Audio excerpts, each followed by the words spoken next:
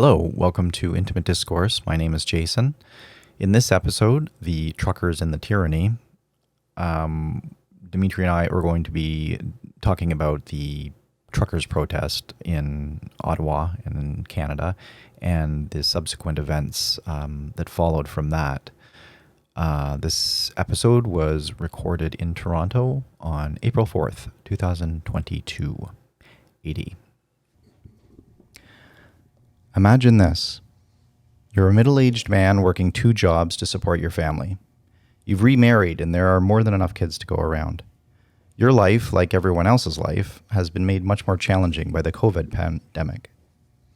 Not only have you fretted over contracting the virus itself, but you've worried about your kids getting it, fairly confident that they'd be okay given the overwhelming evidence suggesting as much, but fears linger and pester the mind nonetheless. Because, well, they're your kids. And because something tells you that the media and the government wouldn't be making such a big deal about this if the virus wasn't something relatively scary.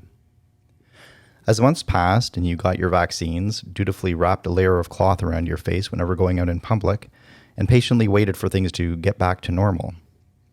Month after month, you listened patiently while each subsequent wave hit, and your government instituted new rules or reanimated old ones in reaction to this uncertainty and based on the advice that they were getting from their health team. You were told that the masks didn't work, and then that they did work, and then that only some of them worked. You were told that we needed to flatten the curve for 2 weeks so that the hospitals weren't overwhelmed. Then it was a month. Then we needed to reach a certain level of herd immunity, or have certain percentages of the population vaccinated. Then it was just up in the air. Basically, things go back to normal when we say they go back to normal, and they may never go back to normal. You're a rational person who can empathize and with how difficult it must be to navigate these waters. You understand that there's being some confusion. You want to do your part to help. You're doing what you're told, you're getting the vaccine, and you're wearing your mask. You've watched your hours be cut and income slashed during this crisis, and you certainly worry about what will happen to your job when this is all over. Or worse, if it's never over. But we're all in this together, and the government has our back. After all, they've been doing their best to keep the support checks flowing and ensuring everyone is safe. And then one day you start looking more carefully at the data and start listening to the voices who have been questioning the overarching narrative of this situation and those who have been critical of the government's response to the pandemic. You wonder why so much of it has been censored or maligned as misinformation. True, you aren't a scientist, but statistics are statistics, aren't they? And if the idea is to get to the truth of what's happening and marshal an appropriate and effective response, why are some solutions that, based on the data, appear perfectly reasonable, not being discussed? And worse, forbidden to even mention on certain platforms. And so another Christmas goes by, and you spent the holiday awkwardly interfacing with your family over choppy Zoom calls and congregating in cold, cluttered, but appropriately ventilated garages. You miss the sumptuous family get-togethers and impromptu visits with friends, and it feels like this thing could go on forever. In the midst of these winter doldrums, you spot yet another negative story on the news. A group of truckers have assembled and formed a convoy up in Ottawa. Apparently, they're protesting mandatory vaccination requirements at their jobs. The mainstream media in general portrays these activists as alt-right, fringe, bumpkins, who are desecrating statues and flying Nazi flags. But you've started to realize that there's always a lot more to the story than what's being shown on the news. So you do some research. You watch some interviews with some of the people on the ground in Ottawa. You see the Canadian flags flying high and proud on Parliament Hill, and the people waving them are smiling, friendly, and they look a lot like you. Through various streaming feeds, you watch them singing songs, banding together, and basically having what looks like a large friendly barbecue. You listen to some of them speak, and a lot of what they're saying resonates with you. So much so that they engender some of your feelings of frustration and burgeoning mistrust in what the government is doing that you feel like you might want to join them, and maybe even sing along with them. Unfortunately, you have too many responsibilities to just up and leave right now, but perhaps there's some other small way you could help. Imagine this. You're a 77-year-old grandmother who lives on your own. You've had to downsize your living situation since your husband of 50 years passed away about a year before the pandemic hit. The 2 years of COVID has been merciless. Although you're relatively healthy yourself, you know that your age makes it more likely that you could encounter serious complications should you be infected with the virus. You've had your shots and are very careful about who you interact with, following the advice of the experts at Health Canada and the advice of your doctor. You've kept safe so far and busied yourself during this ordeal catching up on your reading and rediscovering some long-forgotten hobbies. It was all stimulating and maybe even a little exciting at first. But 2 years have passed. Your grandchildren are growing at a rapid pace and you're mostly watching it happen through a sterile and vicarious distance. There are Zoom calls, yes, and this last Christmas the family even came by to the lobby of your building where you spent some time chatting and laughing and being together. All very responsible, all very careful, feeling the touch of family, but as if through a cloudy pane of glass. It just isn't the same. You want to hug them again and hold them. You want to see your grandson's dimples when he smiles and watch his whole face explode with wonder when opening a Christmas present. You want to watch your daughter watching them and imagine what she's thinking, fully soaking in the memories and tucking them away for later. These things matter, now more than ever. When you first heard about Ottawa being besieged by truckers, you thought to yourself, oh great, just what we need, more problems, more trouble from a selfish group of people who somehow think that they should be an exception to the rule. But as the days went by, you noticed more and more stories about this popping up in your Facebook feed.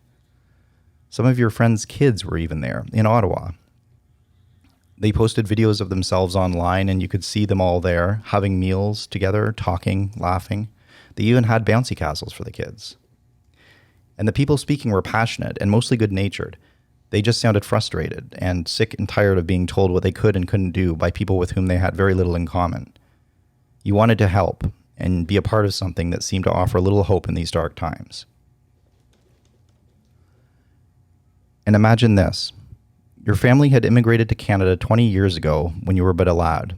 You've watched your parents work themselves to a feverish pitch, always doing what they could to provide you and the rest of your siblings with the best of everything. They had big dreams for you in particular, and although that pressure occasionally manifested in what you might describe as dictatorial intensity, you knew that they pushed you so hard out of love and out of a desire for your life to be all the things that theirs wasn't. But the truth is, you've never felt completely at home here. Your parents' native culture was so rich and vibrant, and when you heard them tell stories from back home, there was a certain nostalgia that you couldn't help identify with yourself, as if it were also your own native culture. What was Canada anyway? What does it mean to be Canadian? Even though your parents had friends who had grown up here and spoke fluent English, they always seemed more comfortable in their own community, around friends of similar background. Certainly Canada had a robust healthcare system, the air was clean, relatively speaking, the country vast and open, and there weren't wars breaking out in pockets of the population whenever segments of the society disagreed about something. But it seemed somehow stale by comparison when you heard all the stories from back home. Though your parents would always sing the praises of this country, you always felt that once you got your university degree and became established in your field, you might even take everyone back there. Maybe you'd retain dual citizenship or something, as there was definitely some practical benefits of that. But home is where the heart is, and your heart just wasn't Canadian. As much as you never wanted to burden your parents with these thoughts, they could read you like a book, as parents often can, and they had readily discerned your misgivings. COVID didn't help. You felt the government was being too heavy-handed with all the new rules and regulations. You and your friends were in an age bracket to which the virus posed very little threat, at least according to the data. And the months and then years that you spent sequestered at home away from them and away from school was having serious, deleterious effects on your university years. You knew that your dad was of a similar mindset. Though he was still working throughout the crisis, a lingering and vaguely malignant cloud of doubt seemed to follow him around. He had lost some element of certainty. There was a discernible lack of bounce in his step. When he approached you one morning to go on a field trip, just you and him, you were excited but wondered what it was all about. And when you arrived in Ottawa and started interacting with the others there, you saw your father's sense of conviction begin to reassert itself. The two of you shared stories with others there, shared in the feast, cheered with zealous enthusiasm during some of the speeches. Your dad was even interviewed by a couple of people so that he could express what he felt needed to change. It was beautiful, democracy in action. You were so caught up in the passion of the moment that you and some of the people you met there decided to send some money to the convoy's GoFundMe page. Not much, but every little bit counts, and you wanted to contribute in some material way. You remember standing in the field, your father beaming and passionate at your side, surrounded by people who were all just like you. It was the first time you truly felt proud to be in this country. Maybe this, you thought, is what being a Canadian really means. Now, what do all these people have in common, you may ask? Well, aside from their passion and their desire to exercise their inherent rights as Canadians, They were all also at risk of having their bank accounts frozen and being investigated by CSIS or the RCMP. When the Trudeau government invoked the Emergencies Act, sweeping economic powers came along with it. Banks were ordered to freeze personal bank accounts of people who were offering indirect or direct support to the protest. All of this without a warrant, without even a court judgment. Using a piece of legislation designed to combat terrorism, the Trudeau government has endowed itself with extraordinary powers. There are only two provisions that warrant the application of this law. One, to the extent that some national emergency seriously endangers the lives, health, or safety of Canadians and is of such proportions or nature as to exceed the capacity or authority of a province to deal with it. Or two, seriously threatens the ability of the Government of Canada to preserve the sovereignty, security, and territorial integrity of Canada. The government ordered crowdfunding platforms to report suspicious transactions. Banks were ordered to freeze accounts and were protected from civil liability for doing so. The contention on the part of the government is that this was necessary to allow the free flow of goods and services to and from the United States, and also to deal with the truckers who were apparently so tenacious as to be unable to be dislodged from the streets of Ottawa without the invoking of this order, by cutting off their financing. When Isabelle Jacques, an assistant deputy minister at the Ministry of Finance, was asked whether these financial measures would affect everyday citizens, like those mentioned earlier, who had donated a small amount, she said, "Based on the knowledge that I have, I think it would be unlikely that someone who gave $20 3 weeks ago or even $20 post-February 15th, that they would have been captured by a freeze. It's not impossible in view of the order, but in view of the exchange of information and the focused approach that was taken to stop the illegal funding of these activities, it would appear to be unlikely that this occurred, but not impossible." Now, think about what this means. Even just listen to the phrasing of that response. Not only is the government legislatively equating a peaceful protest with a terrorist action, but they're saying that if you want to donate to a cause that you believe in, even if that cause is relatively benign by any reasonable measure, that you can have your bank account frozen at the whim of bureaucrats in Ottawa. Setting aside the flagrant civil rights violation in this action, we also have to think about how this might affect advocacy and charity groups moving forward. Wouldn't someone now be more reluctant to give money for a cause that they believe in, even if they thought that there would be even a small chance that their bank accounts would be frozen? Could you not conceive of a situation where you might think twice about donating money to support a certain political party that might hold views opposite to that of the political party in power? Or contributing to a women's rights group where a more conservative government be in power? Or contributing to Black Lives Matter or similar groups that represent the rights of some visible minority? Your rights as a Canadian now have a condition attached, and that condition will change with the vicissitudes of the current social climate and depending on which political party is in power. There's something powerful about having inalienable rights carved into stone somewhere and enshrined into law. These first principles should form the backbone of an inviolable legal framework. It should be known and expected that these rights and freedoms are protected, that they, above all else, are what constitute us as a people. In any democratic country, it is absolutely imperative that there always remain a clear distinction between the judicial branch of government and those of the executive. That distinction is what instills trust in a people and faith in their nation's institutions. We are a nation of freedoms and also a nation of laws, but what we should never be is a nation subjected to the whims of the executive branch of government. That isn't democracy, that's tyranny. And on that note, welcome to the show. My name is Jason, and I am here, as always, with Dimitri. Hello, everyone. So, we are at this point, at the point of this recording, this convoy, the Emergencies Act has been, revoked, and the convoy has dispersed, and I don't know, actually. I don't think there's still protests going on. I mean, we have the mandates lifted, so. There's a few freedom rallies here and there, on foot mostly, and there was what did they call it? It came in the news last week, a slow rolling trucker protest, where they would drive slowly through cities but not actually stop. Right. Yeah, that was the Just newest, frustrate motorists. the newest creative solution to what's going on. Yeah, right.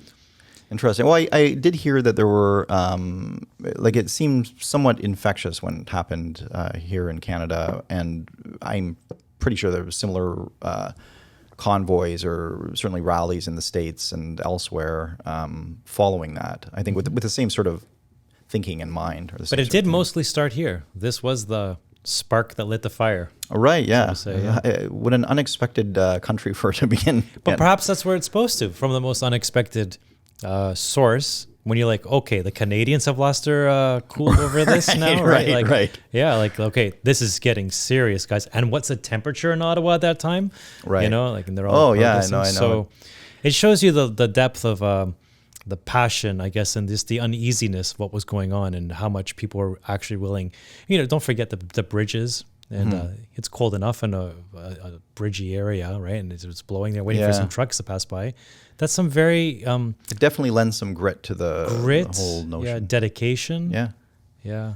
Yeah, it's with Canada doing it first. It's like you know you're confronted with by a gang or something, and the small guy that's a friend of yours starts attacking them, and you're like, oh wait a minute, like I don't want to be late to this fight. So like maybe we should kind of sort of start at the beginning, like what. Being so cold outside and everything, certainly most people don't feel like leaving the comfort of their houses to go protest outside. But, there's a lot of things that have happened up to this moment that created this moment. And for me, one of the key twists in the plot came around once the middle of summer 2021, when vaccination progress was finally making its way through Canada. And you started seeing like everybody was getting along up until that point. And it was once the vaccines got out that I would say that's when the fissure started in society. Yeah. Yeah. But prior to that, we were all in this together, wearing masks and gloves and everything else. So nobody seemed to have an issue. It was truly the interjection of the technological solution to the problem that seemed to create the greatest divide. And one of the key moments for me is when one of the main papers here in Toronto, the Toronto Star, on August 26, 2021, had on their front page, this wasn't buried somewhere. This is literally in bold letters on the front page of maybe the most major newspaper in all of Canada. And what was written was, if the unvaccinated person catches it from someone who is vaccinated, boo-hoo, too bad. I have no empathy for the willfully unvaccinated. Let them die. I honestly don't care if they die from COVID, not even a little bit. Unvaccinated patients do not deserve ICU beds. Was this quoting somebody? No, I don't know who the person who wrote that, but it's on the front page of the Toronto Star. Wow, sound like the editor, almost like. And surprisingly enough, like the other two articles that you can see that were on the front page as well, in much smaller font, because by far this took up the center part of the whole front page. But the one of the other articles says, simmering divide over who isn't vaccinated. And off to the right, no jab could mean no job for Air Canada employees. Mm-hmm. So there's a whole coming together of this narrative with the bold print down the middle, and then articles surrounding it to the left, flanking it to the left, and flanking it to the right. Right. And really trying to guide the narrative in a certain direction. And, we've never had speech like this in Canada. And the more concerning part was that it was just Canada had gone off the rails of one particular newspaper. You're hearing the same sort of stuff out of a lot of Western democracies. So even Howard Stern, roughly the same week in the summertime, had said, unvaccinated Americans deserve to die at home and should be refused hospital access. And I believe Macron of France said something very similar. So in Western democracies, we've never had the governing bodies speak like this in such a divisive way to their own citizens, or endorsing it, or, in this day and age where people get canceled for one wrong tweet, you're literally saying a certain percentage of the population may go die. Right, yeah. It's incredible how normalized that is. I mean, and with such vehemence, I hate that word, but I don't know how else to describe it. Like with such vehemence that they utter these things. Like, and Howard Stern, I used to listen to him. He was so, if ever you would think there would be a free thinker, like it's strange how, I don't know if it's, you get older and your views sort of calcify and you sort of don't, you don't have the time for what you would regard as an ulterior opinion, but it is really speaks a lot to our to where we are as a society that is so normalized now. And why do you think it is? I mean, why would you think, like, what is in it for the Toronto Star? I don't even know if it is so normalized because, it has become normalized on this one particular topic. Right. But if you say the wrong thing, not to, beat a dead horse, but then you have someone like Don Cherry who would simply utter, "You people, you come here to our land of rape and honey. You people who come to our land of milk and honey." Sorry, referencing some music there, and whatnot. And within 3 days, the person is fired without much of a debate. And Howard Stern, like Don Cherry, is sort of the shock jock. You're tuning in to hear the alternative point of view. Right. So to your point, to have someone like Howard Stern, who's normally you tune in to have the extra perspective that maybe mass media wouldn't present, toe the company line, it doesn't really seem natural. It doesn't seem natural for Howard Stern to speak like this. It doesn't seem natural for the Toronto Star, which is a center-left publication here, to be so divisive. Mm-hmm. And you saw it across the entire world, so especially the Western world. So I don't quite know what it is, but it definitely makes you feel like there was a underlying connection in a way of thought from the top down that was really against the natural flow of each country. But this is the thing I always, and I know I'm a bit of a broken record with this, but this is the thing I always can't wrap my head around is, I would agree that this does seem to be a narrative, like why the Toronto Star would have, and I don't want to beat them up, but they sort of beat themselves up, but a lot of the major papers do this, and a lot of the major news outlets do this as well, where they just stick to the narrative, and they just have the same, this hypocrisy about how they're talking about one side of the issue, and then when the alternate side comes around, they take a different stance, and it just becomes this... you really wonder what the motive is. Are they being told? I mean, forget about if we could even talk about these organizations in the aggregate, like forget about like the individual reporters or whatever. You can assume that it's sort of disseminating down from the top of the organization. But why does an organization like the Toronto Star, I think they're owned by Thompson Corporation or something, but like I don't know if it goes that high or if it's sort of they run independently from that, but is it just that they want people vaccinated? Is it as simple as they think that they're doing their part in getting some message out that is going to benefit everybody? I have a hard time even believing that. I think there must be something, some sort of a mysterious pressure that is creating these sorts of headlines because, you just literally wrote on the front page, "Let them die," about people. And at this point in summer 2021, Israel had already finished their round of vaccinations. Most people had been double vaxxed by March 2021. And by summer 2021, they were already talking in Israel about a third dose because the rates of infection and transmission were skyrocketing. So there was enough scientific data at the time to say, wait a sec, the vaccines seem to be really helping against hospitalization, but not so much against infection and transmission. And the whole point of this headline is basically, we need to separate you people because you're going to get sick and you're going to spread it to other people, and that's a terrible thing. So there's enough science at this point that a major publication should be ahead of the science and on top of the science, and they weren't. So you're right. So when you start following a storyline rather than the emerging data, it becomes a narrative. And what is the point of the narrative? What is the purpose of the narrative? I can't really tell you, but it was definitely coordinated in terms of attack across all Western nations. Yeah, because the default, you go to the Occam's razor kind of principle, and the default thinking would be, well, it's just because they want more clicks, they want to sell more advertising, but doesn't necessarily make sense. Like I guess it does in the sense that it's a shocking thing to put on the front page, but it's not like they're going back and forth. It's not like they're trying to.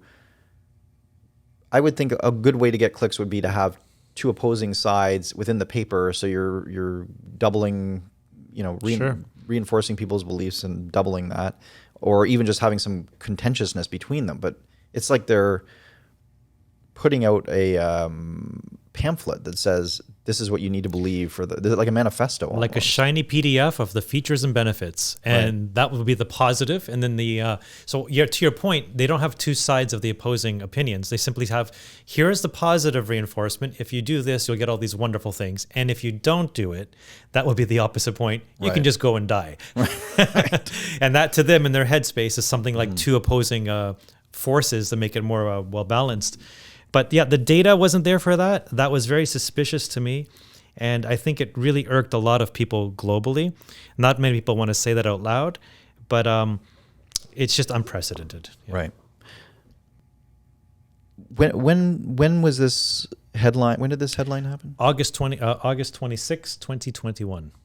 Okay, so we're getting into the weeds then. Mm-hmm. What whole trucker convoy start? Oh, it was like January 2022, I think. But I believe as we started this point here, is like this is some of the underlying where the fissures first started to crack. Right. And if I can just read, I just take a second here. One of the comments I pulled out from that article online is I want to read it out because it represents how the typical person was feeling in Canada. And if you just bear with me, it'll take me like 30 seconds, but I think it'll really highlight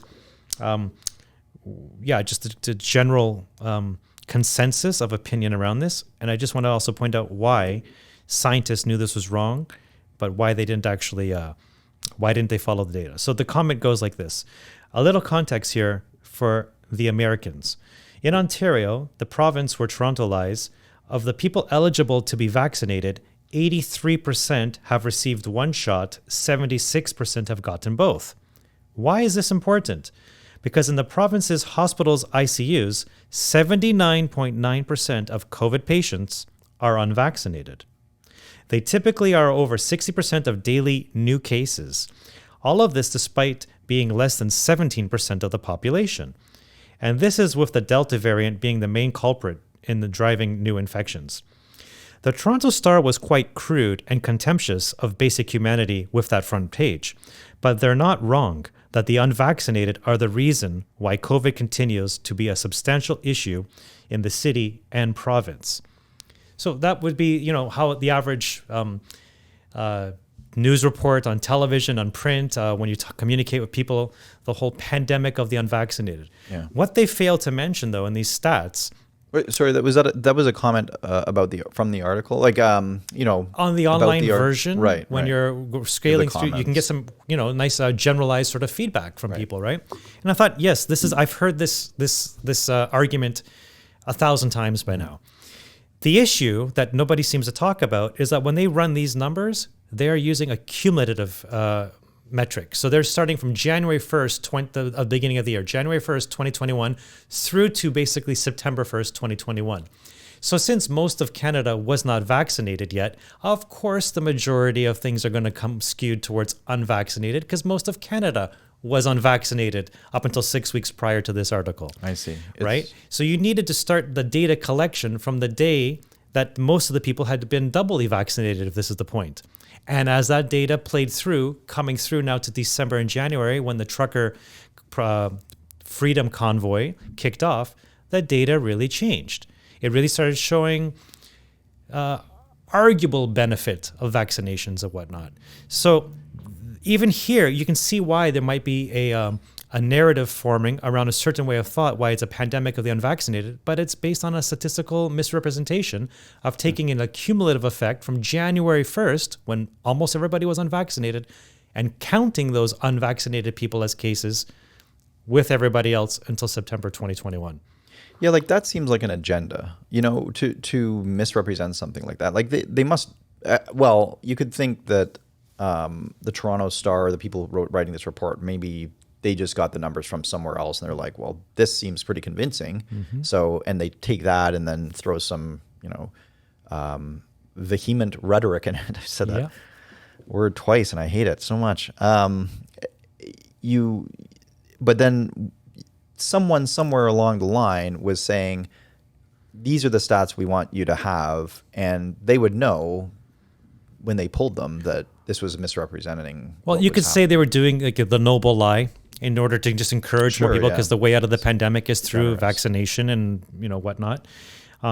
Fair enough, but I would also argue at this point in time when we have a higher level of education globally than we've ever experienced, and access to tons of data just from your telephone or your laptop, that the era of the noble lie has to end, because it's creating too much room for misinformation or just disbelief in our structures that we've always really had a lot of belief in. I think it's time for like absolute transparency and just let the chips where they fall where they may. So this may be a way of presenting data that is just simply outdated for the more astute person in 2021, 2022. And certainly a lot of people had time to do research because half the world was unemployed and at home collecting government assistance. So it just doesn't play well and doesn't age well. And the damage from that will, unfortunately, I think will create a greater amount of anti-vaxxers that ever existed, because they're just simply not going to believe in the authorities like they used to. Mm-hmm. Yeah, that's a good point. So it's a terrible thing, and it was pretty easy to suss out. And, you can forgive it for a week or 10 days, but at some point, you need to move forward. And the unfortunate part was after this, then QR codes generally started rolling out in the fall of 2021. And so I think all this really led to the momentum of what brought out 3-4 months later, the Freedom Convoy. Yeah. Yeah, just this enough is enough. And because it's often billed as the original, I think, catalyst for it was the mandate on truckers to have to be vaccinated, whether they could cross the border or come back into Canada, I guess. Yep.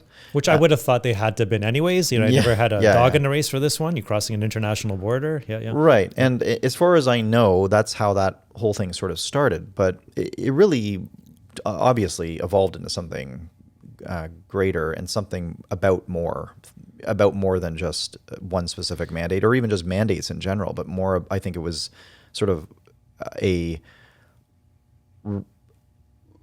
rebellion against the way that the government had been treating the people during this last year and a half. Yeah, we experienced division in our society that we've never had before. And, it started with the divisive language around vaccination, and it continued the divisiveness with the QR codes, and which had no scientific basis whatsoever, since everybody can roughly spread it and get infected at the same rates, or a marginal benefit for 6 to 10 weeks. Is that really the standard that we need in order to create a segregated society? And when will it be ending? Because if Israel's on the third shot at that point, and most people can then look forward ahead. If it's waning, what will the fourth shot do? What will a fifth shot do? Mm-hmm. So I think you found a lot of that frustration just percolating up until the whole Christmas time or so. Right. I'll just say one more thing on this. By January 2022, like many countries were signaling the end of mandates. At the time, Canada was increasing their mandates. So we had countries at that time, Norway, Sweden, Finland, Netherlands, the UK, who were all basically just on a snap dropping COVID mandates. Mm-hmm. And then we decided roughly at the same month, January 2022, no, we're going to actually increase our mandates on a very small number of, because they said 90% of truckers are roughly vaccinated. So you're going to actually create a mandate for the last 10%.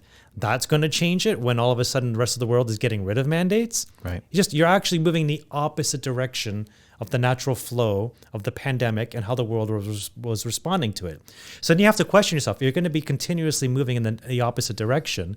Are you moving in that opposite direction because of data or because of an agenda? And furthermore, there was also, this is a pretty big point, like in early January 2022, a video surfaced of our Prime Minister in Canada, Justin Trudeau, on French-Canadian television in French, saying that the unvaccinated are racists, misogynistic, and why do we tolerate them? Yeah, I remember hearing that, and it's incredible how, first of all, well, let's get to the bottom of this. Maybe there's been a lot of talk about whether this convoy was organized by white supremacists. You'd always hear that in conjunction with the talking about this convoy. And I mean, as far as I'm concerned, that the question doesn't even matter. Like the movement became so big that how it started, and even if there was some notion of that at the very beginning, and I certainly don't know that there was. It became much more than that. Like, I mean, hearing the people in Ottawa talking, like, I didn't see any people who were talking about race at all, and you know, I didn't see any Nazi flags or like. So, I mean, but even taking that out, I'm curious how much validity there is, because I really don't believe. You know, I think that, first of all, if you look in anybody's past, there's always going to be something. So, like, it's trivially easy for a news organization or anybody who does a little bit of research to find something to besmirch somebody in the past. I don't know enough about the organizers to, you know, say, you know, they're misrepresented or not, but like, I would agree with you, Jason. And I would say most Canadians didn't really care, because the movement grew to something to represent something much, much larger. I mean, the whole world started having trucker rallies. So whether the 3 or 4 leaders had some dubious background or whatnot, when it reaches a certain critical mass, they represent such a small part of that energy. And furthermore, like, if you're going to go something center right or right wing, you're inevitably going to find a few people, a small percentage of supporters on the right, who are going to be extremists, who will be white supremacists or Nazis or whatever you want to call it, neoliberals. But conversely, if you want to have the same scrutiny, if you're going to go left of center, and in Canada that would be like the NDP, that's where you're going to find your communists. So when you get to either side, you're going to find the fringe elements to a certain degree, hopefully a very small minority, but that's where they're going to be residing. It's easy to pluck somebody out of a group, and you know, if they're in any way affiliating with it, find the worst things about them, and you know, broadcast that as if it's to represent the group as a whole. And I mean, that's just not true in any case. I would agree, but just to bring it back to the divisiveness before, because I think that really played into what energized this freedom convoy. I mean, on January 24th, 2022. You know, France's strict vaccine passport and mask mandates had done absolutely nothing to stop the spread of the virus, with the country hitting a record of 464,000 cases in a single day. Oh. So when this data starts coming out and saying, well, you got to keep wearing a mask, you must have segregation in society because it's for your health benefit. But the data is coming through going, if 400,000 cases in a single day is considered benefit, what would happen if we didn't have them? 500,000, 550,000? What kind of damage are we doing to society in a greater point of view? Yeah. Exactly. And so all this, I think, it was just energizing people. And not to mention, we had the Omicron variant come out around Christmas time. And I, for one, never thought it was going to be a regular Christmas, because I could see the numbers going up with the Delta variant, almost on par with an unvaccinated population with the Alpha variant in Christmas 2020. So at this point, I'm like, Christmas is done. Like, I don't think we're going to be able to have a normal Christmas, because, you know, if my business got shut down when there was 700 cases in Ontario in 2020, and we're at 900 cases today, we're moving up. We're going in the same general direction. So I think the frustration came when people who thought, after being doubly vaxxed, and they were going to be able to have a normal Christmas, and this is where it hits more of mass acceptance of the Freedom Convoy, realized they too couldn't have a normal Christmas anymore. All the ingredients were there for something to erupt. You know, right. Christmas is a very time to be with family. You've done your part. You've taken your shot, and you still don't get a Christmas. Right. Right. Yeah, it's like working hard in the fields all day, and you're really looking forward to that cold beer when you get in. And they're like, "We're out of beer. Have to go out." And like I said, you have your prime minister calling people misogynistic and racist, and you got QR codes, and why do we tolerate them? And this is not the way most Canadians envision their country. Right, and it has all the elements of causing unrest and people thinking twice about what they're doing and being like, okay, like it's January 2022 now. And this doesn't come down to whether you have, in general, liberal beliefs or conservative beliefs or New Democratic Party beliefs. This is simply like really felt like it was coming down as a narrative from the leadership, almost on a personal, individual basis. Very vindictive. The tone was not trying to unify the country or create peace. It was really trying to drive a wedge. Yeah. And there's only so far you can push people with that. And if it's minus 30, so be it. It's minus 30 because there's greater things at stake. I think it's remarkable how many people, you mentioned political affiliation or whether you're liberal or conservative, and I would say Republican or Democrat, I really don't think those terms mean as much with this issue. I really do. Like, it's surprising how many people would describe themselves as liberal that are saying, yeah, I'm liberal, but it's not about that. Like, it's about our all three freedom. major parties in Canada agree on the Charter of Rights and Freedoms. Right. You know, right. so why does this have to least even in be theory. a partisan? It's probably one of the most unifying topics we could ever possibly have. Right. So then when the protests did start, and we, how the media was portraying it, basically just mimicking the words of the prime minister, like you said, a fringe movement, Nazi flags. Initially, the CPC was saying it was a small trucker rally to protest road conditions in BC. This was printed. Yeah, I think that was a separate thing, though. It was a separate thing, and that's where they get a little bit tricky. But they knew damn well that the trucker rally that was being referenced was not about that. They were just simply using that one to kind of Right. bait and switch you over, and then hopefully the other one would just slow down or not make its way in the middle of winter, Right. across one of the largest countries, second largest country in the world, all the way to Ottawa. So anything to kind of diffuse the situation and take maybe a little bit of wind out of their sails, Right. So I want to, I think, as it's been for several years now, probably about a decade, more and more, I've been noticing, and I think a lot of people have been noticing, the media being, I almost want to call it like a monoculture or something. They have their stories, and they sort of stick to it, and it doesn't really feel like the news anymore. You'll get some sort of big stories that they'll be covering, like wars or insurrections and such, but there's always a narrative to it, and it's always you never feel like you're getting the full story. So when I saw this trucker convoy, when I one of the first, I happened to be watching CBC at the time, and it's not something that I generally watch. I used to listen to CBC radio and watch CBC a while ago in my younger days, and I miss those days, but I feel it's quite biased now. But I was watching it. I was at my mom's house, and they had.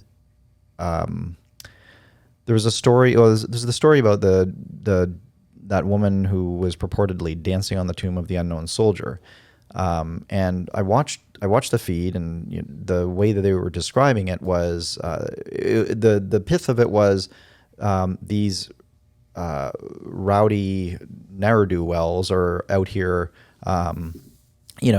Dancing on just being disrespectful to the tomb of the unknown soldier, and flying Nazi flags, and just sounded like a bunch of hooligans, really, and sort of disrespectful hooligans. And my distrust is so high now in the mainstream media that I was like, okay, well, I don't necessarily believe that. And so I went online to find the actual video that they were referencing in the story, and it showed this woman just giving a speech, and there was no dancing that I could see, and it certainly any kind of motion that was being displayed here was there was nothing disrespectful about it. It was a very kind of I think a spirited speech from what I even recall of it, but there was nothing that the implication from the news story was that these people are hooligans and they're being disrespectful, and you certainly don't. These are the bad guys. Like, can I ask you a question? Yeah.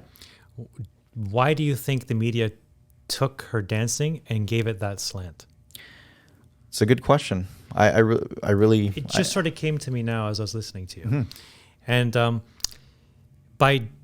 by desecrating something like a monument, Parliament Hill, Tomb of Unknown Soldier, shows that you have very little. They're trying to portray that these people have very little respect for the institutions of Canada. Right, low character, but the respect for the institutions. So therefore, you're setting up this argument subconsciously in the viewer's mind, where on one side of the spectrum, you have these protesters who are disrespecting the institutions, and on the other side of the argument, you have the mandates, which are almost by creating this sort of dichotomy between the two, you're going to make the mandates the pro-Canadian thing to do because you're doing it for your neighbor, right? These mandates are the way to end restrictions, sort of thing. Yeah. juxtaposed against the desecration of all things that are Canadian. And again, they're making it so simple and binary to make your decision to go into the direction of, well, I'm going to trust the Prime Minister, science, the mandates. I'm going in this direction, Right. not the direction of desecration of statues. It really is religious, like, isn't it? It really has that us or them, like Yeah. you're holy and virtuous, or you're a heathen and you'll be burning in hell. So I think we will find, as we're talking through this, that you're going to see many times they're basically saying, you're in Plato's cave. These are the shadows we are representing, and these represent the good, virtuous citizen. And my God, if you look the other way, you're going to not want to look the other way. But if you do, you're going to be the disavowed citizen that has been, exiled Right. from community, right? Yeah. And so I think actions like this are playing into the underlying narrative to just create mass formation around one singular idea. Yeah. Yeah, it's incredible. And I really don't know. I mean, you can still, or I would still guess as to the motivation behind all of this, other than it being as simple as, CBC is funded by the government and the government wants them to do X. But it stretches beyond just publicly funded television channels. So, I don't want to go down a whole rabbit hole here, because this is always my thing. It's like, well, who are these cabal of people that are malevolently plotting the destruction of the world as we know it? It does seem that way. It does seem like there's a purpose behind it. But just on a more simple level, the CBC could not survive without government subsidies. Mm-hmm. So if they wish to keep any part of their business going, they simply have to do whatever the government asks of them. Did you know during this time that it came out that the government here in Canada was paying social media influencers money to go onto their TikTok and Instagram and everything else and do promotional videos for the government's narrative? That's one thing unto itself. But when you go to those sources, social media, you're assuming it's more authentic. Right. And therefore, when you go there and then you're actually watching what is presumed to be more authentic, but they're actually paid for, it really shows the level to which the government is willing to hide the amount of money they're willing to spend in order to push a narrative. Yeah. That's Right? So that's it may be shocking. as simple as just survival of the institution itself. And as you trickle down, quite a few Canadian media enterprises get subsidies. But as you dwindle away, as the numbers get smaller and smaller, you'll find occasionally little pieces of truth popping up in those articles first from those publications, sooner than you will find from the CBC. Yeah. Interesting. It seems to be directly related to the amount of money you get, to how much you actually follow the mandates of the federal government. And if you get lesser money, you'll break away a little sooner. Right. So there could be a very simple, direct tie financially to all this. And it's no deeper than that. It could be a darker, more global thing. Probably is. But that would be from the government, I think, moving outwards. We have to have a show to explore that, because well, first of all, I'm fascinated by that kind of that whole conspiracy theory, like the whole idea that there's some global, maybe there's like a Lex Luthor on top of it all or something. But kind of we is. need to explore it. Well, we need to explore it because I am sure people would hear like little clips of that and it's like, well, that's crazy. And it does sound crazy, but we need to explore that more. We need to flesh that out, because I'm curious, even like all this stuff sort of comes from somewhere, right? This purpose comes from somewhere and is For sure. it's But like- I almost, the franchising of ideas.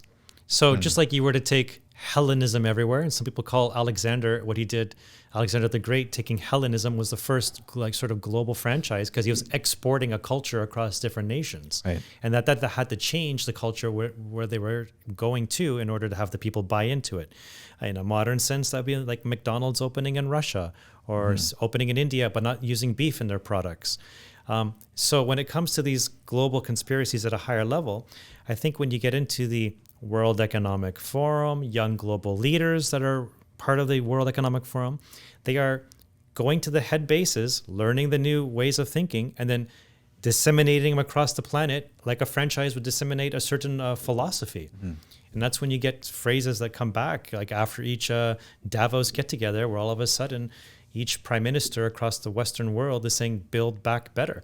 It's like, well, this is the motto for this year. We need to all promote this idea now. Yeah. So you really could, in a sense, control a lot of nations, quote, like relatively easily, if you can have the leadership of said nations all in one sort of groupthink. Yeah. Yeah. And then it just trickles down from there.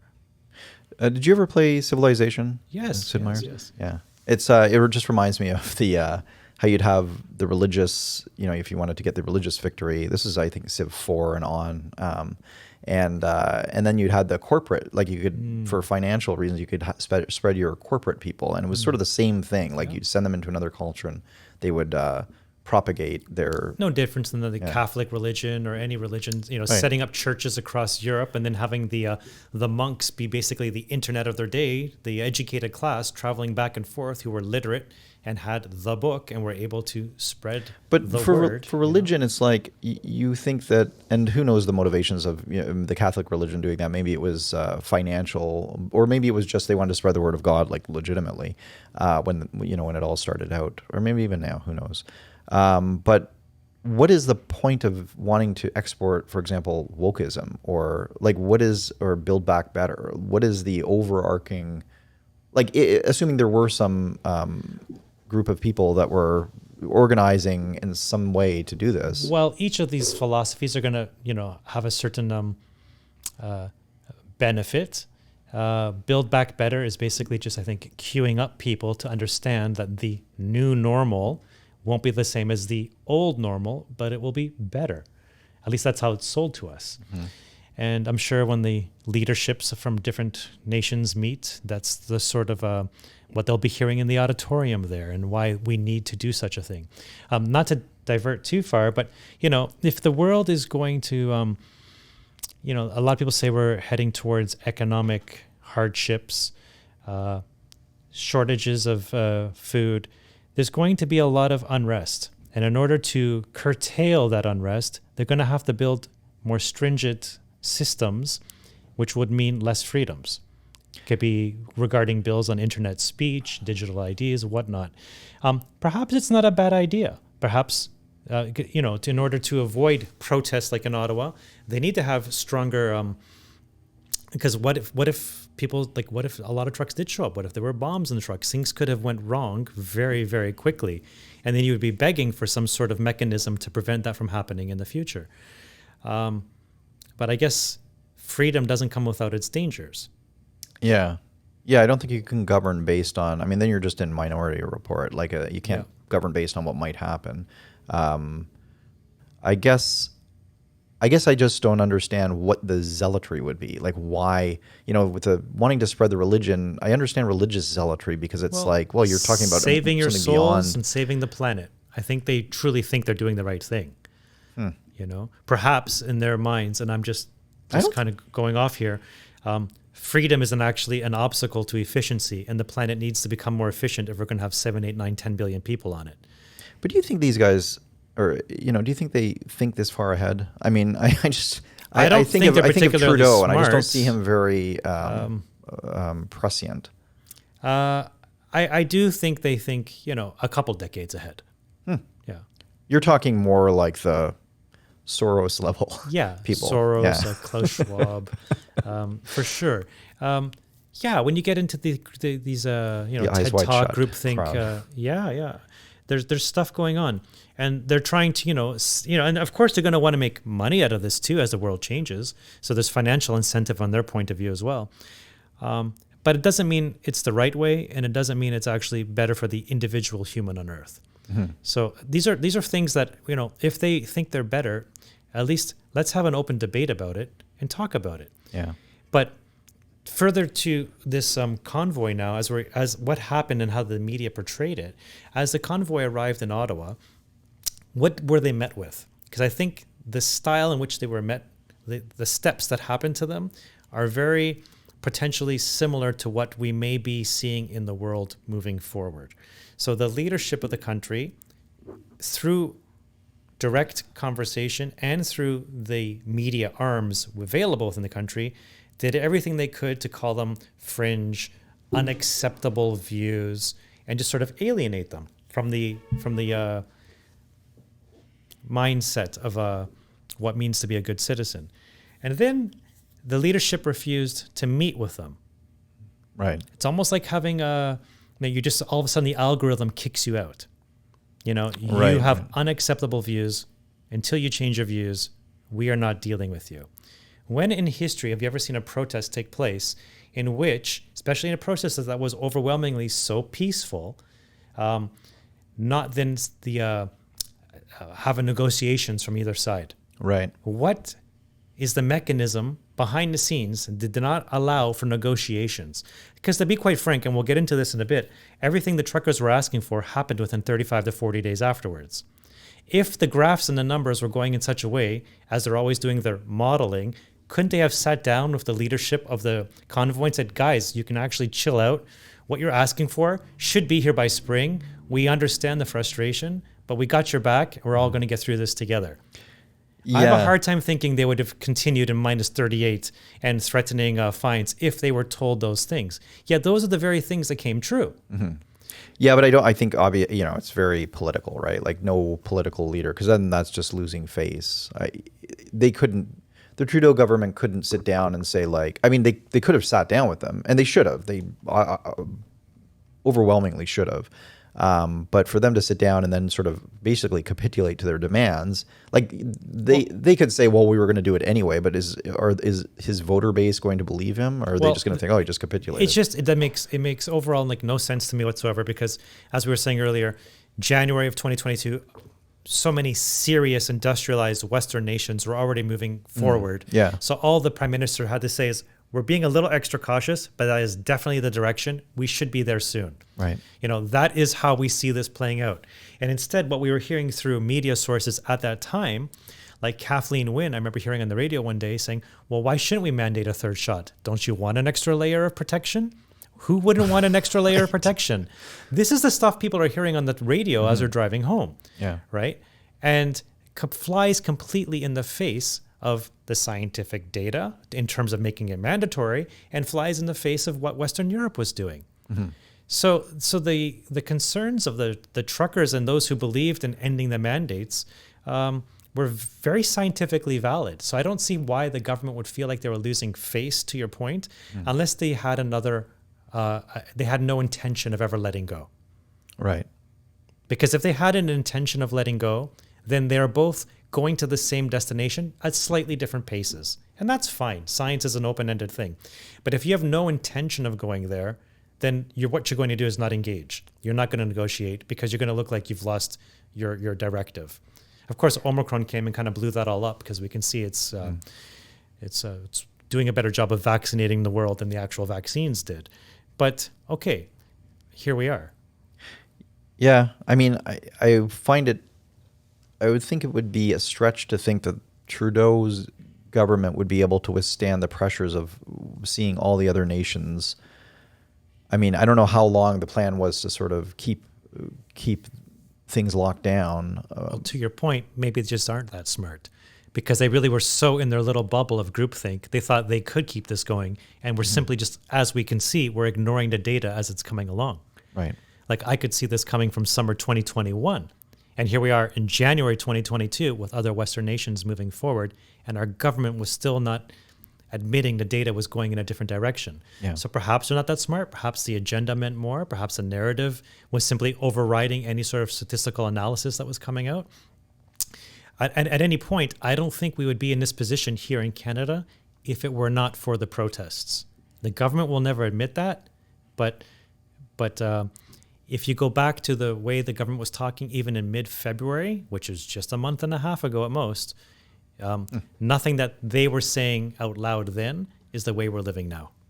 Yeah, interesting. And just to continue on this, like as they entered, the first week and how the media portrayed the entire situation, the government had hired Bernie Farber, and he was actively distributing false information. He was saying on his Twitter feed, here are Nazi flyers that are now being posted around the city of Ottawa, which were then later proven to be not true, and they were actual flyers from Miami, Florida, at a anti-Semitic rally that was happening there. These are intelligent people. These are people that are now hired by the liberal government, and they had no issue of posting that. And I haven't seen any retractions or even any news stories regarding this. Yeah, that's incredible. Yeah, the amount of disinformation that's spread from mainstream media is incredible. So yeah, we had the Tomb of the Unknown Soldier, the Nazi flags, like that's what I was saying. Like, it's just such a stark contrast to when you actually like watch these feeds and you watch what these people are saying. And yeah, it's like some of them are a little rough around the edges, or but there, there's nothing wrong with that. Like, I never heard anybody saying. I think there was one video I saw with somebody, because they were just as perplexed by all the media calling everybody Nazis, and they said, "Is there any Nazis here?" And one person was like, "Yeah, I'm a Nazi." And I think that was something that on YouTube sort of got a lot of traction, because it was like, "Yeah, see, there's Nazis here." But it's like, okay, first of all, there's always going to be somebody. The guy could have been joking. The guy could have been a Nazi. Like, I don't know. They do exist, but it's you can't define the whole movement on one thing. I mean, you would never have any movements. Nor did they show the one fully masked person walking around with the Confederate flag. First of all, I don't even know if the majority of Canadians understand what the Confederate flag is. It has a completely different context here in Canada compared to America. It's a different country, different flag. Well, what does it mean in Canada? Well, I think people don't understand its association with the South and racism. Right. Oh, okay. They might just think of TV shows that had Confederate The flags. Dukes of Hazzard. Growing up, right? That's a cool car, right? Right. It's a flag, stars, red, white, and blue. But the people, the protesters that were there, were heckling the person with the Confederate flag to leave. Right. Yeah.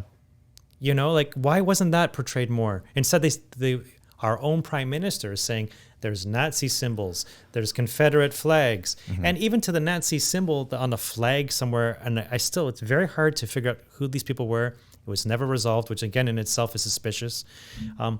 Some people say that Nazi flag was there to say the Canadian government was acting like Nazis, not supporting Nazis. Now, I don't know if that's true or not, but in this day and age, I don't know how you don't track down someone to try to figure that out. And even if they were, take it in a negative context, they were by far the minority there. Right.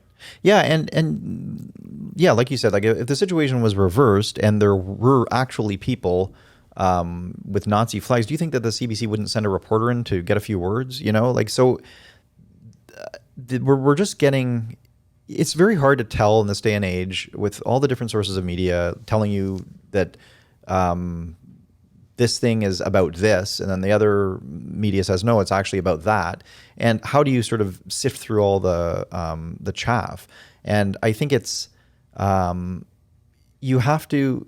It's almost like you have to put the puzzle together yourself, and you get the sort of the media sources you trust. You make sure you sort of vet it, but you also kind of put things together where it's like, well, if somebody had a story and it's a pretty sensational story saying like, no, there's neo-Nazis at this, they're forming the backbone of this convoy, and if that's true, then you should be able to get evidence of that and show it on your show, and it should be pretty much incontrovertible, Well, that brings me to our next point, like what actually happened when the Freedom Convoy arrived.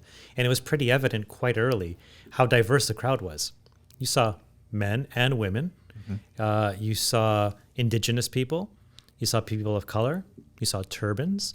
You saw people with baby carriages. It was quite a joyous arrival, despite the honking and the unfortunate confusion it would create for people living down in the center of Ottawa there, near Parliament Hill. So yeah, I think what we witnessed at that point was just Canada's long, very gracious long fuse of patience had just worn out, and it was universal. It may have taken, to your point, the burly truck driver who doesn't have the higher order language skills in order to articulate what they sense is wrong with the country. But that kind of person, those tradespeople who are crisscrossing the country, have developed a certain amount of instinct, a certain amount of intuition that things are going in the wrong direction. And people, I think, instinctively felt that. Yeah. And so the media, the fact that they were going completely in the opposite direction of this pain that the Freedom Convoy was physically representing by their presence in Ottawa. And instead of understanding the pain that a certain percentage of the society has been through, would only condemn them, slander them, tell blatant lies about them, has left a scar on my personal trust in government and media that I don't think can ever be healed. Yeah. I literally saw them take the weakest elements of society and stamp their foot on them. And it really makes me feel a lot more understanding of what have happened to people of color and Indigenous people in Canada when it becomes a power structure versus a powerless people. Right. So you can pick them, whether it's race or politics or vaccination, but when it's power versus the powerless, that power is absolutely frightening.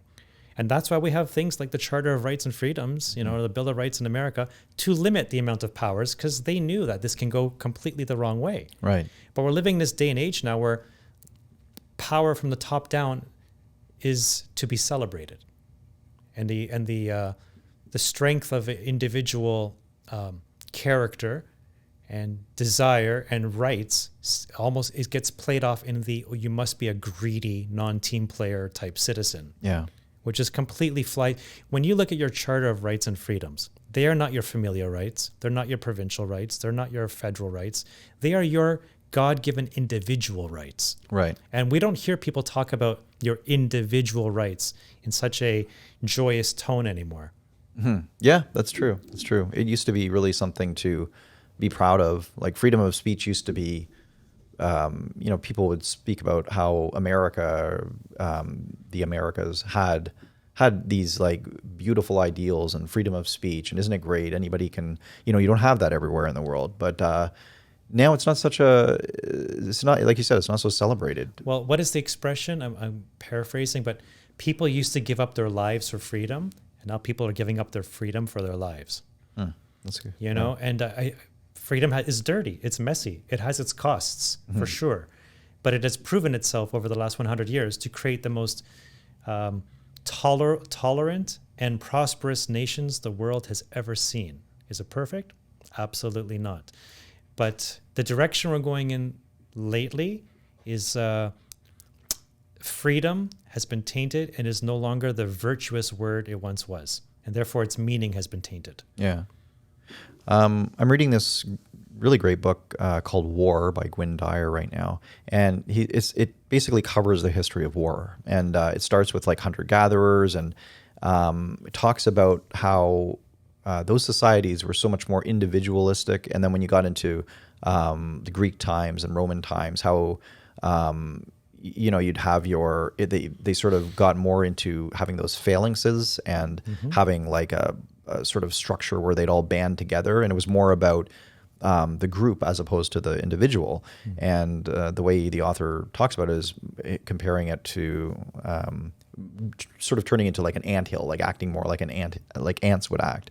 And that kind of changed in the Middle Ages. You had knights who were like fighting for glory, and it was individual glory. And samurais in Japan for sure, like their honor was always at stake. And then when gunpowder came along, it became more that groupthink again, because it's like, and the reason was simple, is just like it takes a lot of training to get really good with a sword or to ride a horse and like simultaneously use your sword and joust or whatever. But anybody can learn to shoot a gun, right? Like, I never understood when they would line up on the fields of Napoleon and just all shoot guns at one another. I know. Like, run, go to the left, go to climb a tree, do something. Yeah, right. It's actually a great book, and it talks about how they, the reloading time of the muskets and how the strategies changed and everything. But my point is that it sort of seems like it's like we're sort of lagging that war. The military always seems to be ahead of the rest of society in terms of technological innovation. So like you get, maybe we're now becoming that anthill think, where that's becoming more important than individual rights. And it's more about the team or the clan.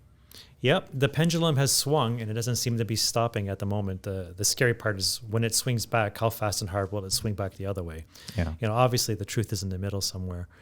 But yeah, you can even see it down to like like something like very Canadian, like a hockey game. It used to be like Guy Lafleur, no helmet and the wind blowing in the hair, and this Maurice Richard Smoking a cigarette as he's playing. yeah, sort of, yeah. And now when you watch the game played, you don't see too many times a person step up and win the game on their own. Well, yeah. It's a lot less. It's Yeah. become so formatted, so algorithmic, so statistical, Right. that there is very little room in that mechanism to be the rogue individual. Right. I blame yeah. Billy Bean. What's that? I blame Billy Bean. Wasn't he the guy who, where he did, he had the statistical way of analyzing players. So he kind of just revolutionized. He was for I think the Oakland A's. Okay, yeah. Moneyball? Was it? Moneyball, yeah.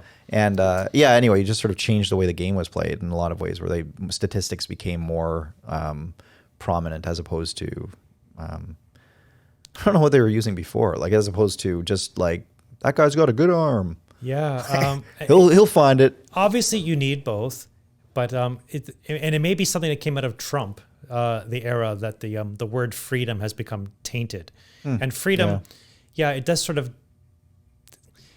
Do you make a strong society by creating fair laws, and then through this sort of equity, then everybody has a good individual life, or do you make a greater society by making laws that empower the single individuals, and then collectively, when you have a lot of individuals who are living their best lives, you have a greater whole.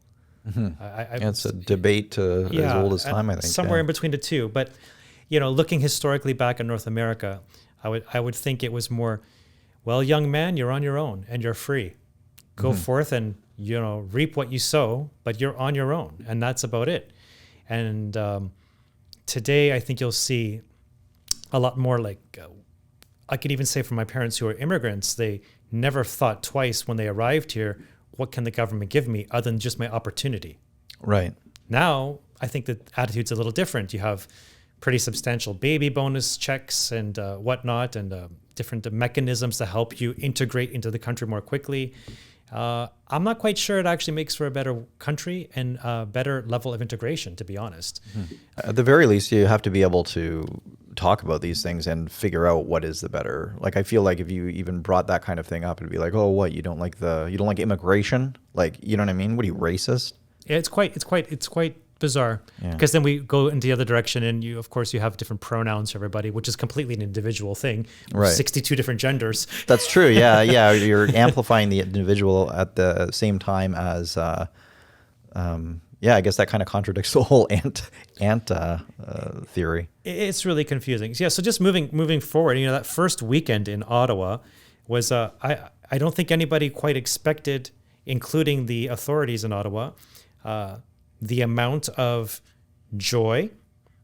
It was almost like everybody had been living a repressed and secluded life for over 2 years, and just simply being outside and being able to dance to Bob Marley with a coffee in your hand, without a mask on, and just enjoy, even in minus 38. In the middle of winter. In the middle of dead of winter, to feel that much warmth from social contact was long overdue. And I don't think the government here was ready for that. And as we rolled through that first weekend, and they thought people were going to now leave Ottawa the Sunday of the first weekend, they didn't leave. And I could have predicted that. You don't travel from halfway across the country to simply spend 48 hours. Right. How, talking about is the government smart or not, how could they have misread the situation to such a degree? They could have very easily roped off downtown Ottawa and not even let the trucks in. Well, I think to give them a little bit of benefit of the doubt, like I think there's something to the idea that, look, we're in a democracy. These people want to protest. Let's give them their 48 hours in the sun, and then they'll be on their way. I don't think anybody ever expected it to continue to sustain itself for so long. They were serious. The pain was real. Right. The fissures in the country were deep and perhaps irreparable. And for the government to not understand a substantial amount of the population was feeling like that only indicates to me that they had no idea. Like, yes, under normal circumstances, come have your protest. We are a free country. 48 hours, bye-bye. What terrifies governments is when protests actually last a long time and may actually bring down a government when it gets mass acceptance. The last thing a protest really wants is any violence, because that's when the police can come in and do whatever they want to stop the violence. The fact that it was so peaceful, so diverse, was the moment it began to actually scare the government, and they had misread the play completely. Which brings me to the Monday right after. Because Monday, I was just gonna say, it's almost like they're so used to virtue signaling, and this is like, you know, you'd get some protest about something, and it's like, well, this will burn itself out. Like, this is just, people just want their picture on Instagram, and it's like, oh well, no, like you said, like, this is real. This is a real thing for people.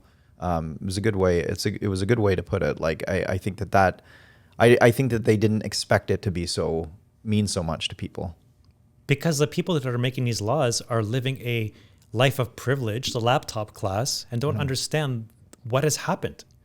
You know, when you're told you can't go into a restaurant because you're considered unclean, dirty, when the stats are actually going in a different direction, and that, you know, in New York State, a huge percentage of young black youth were not vaccinated.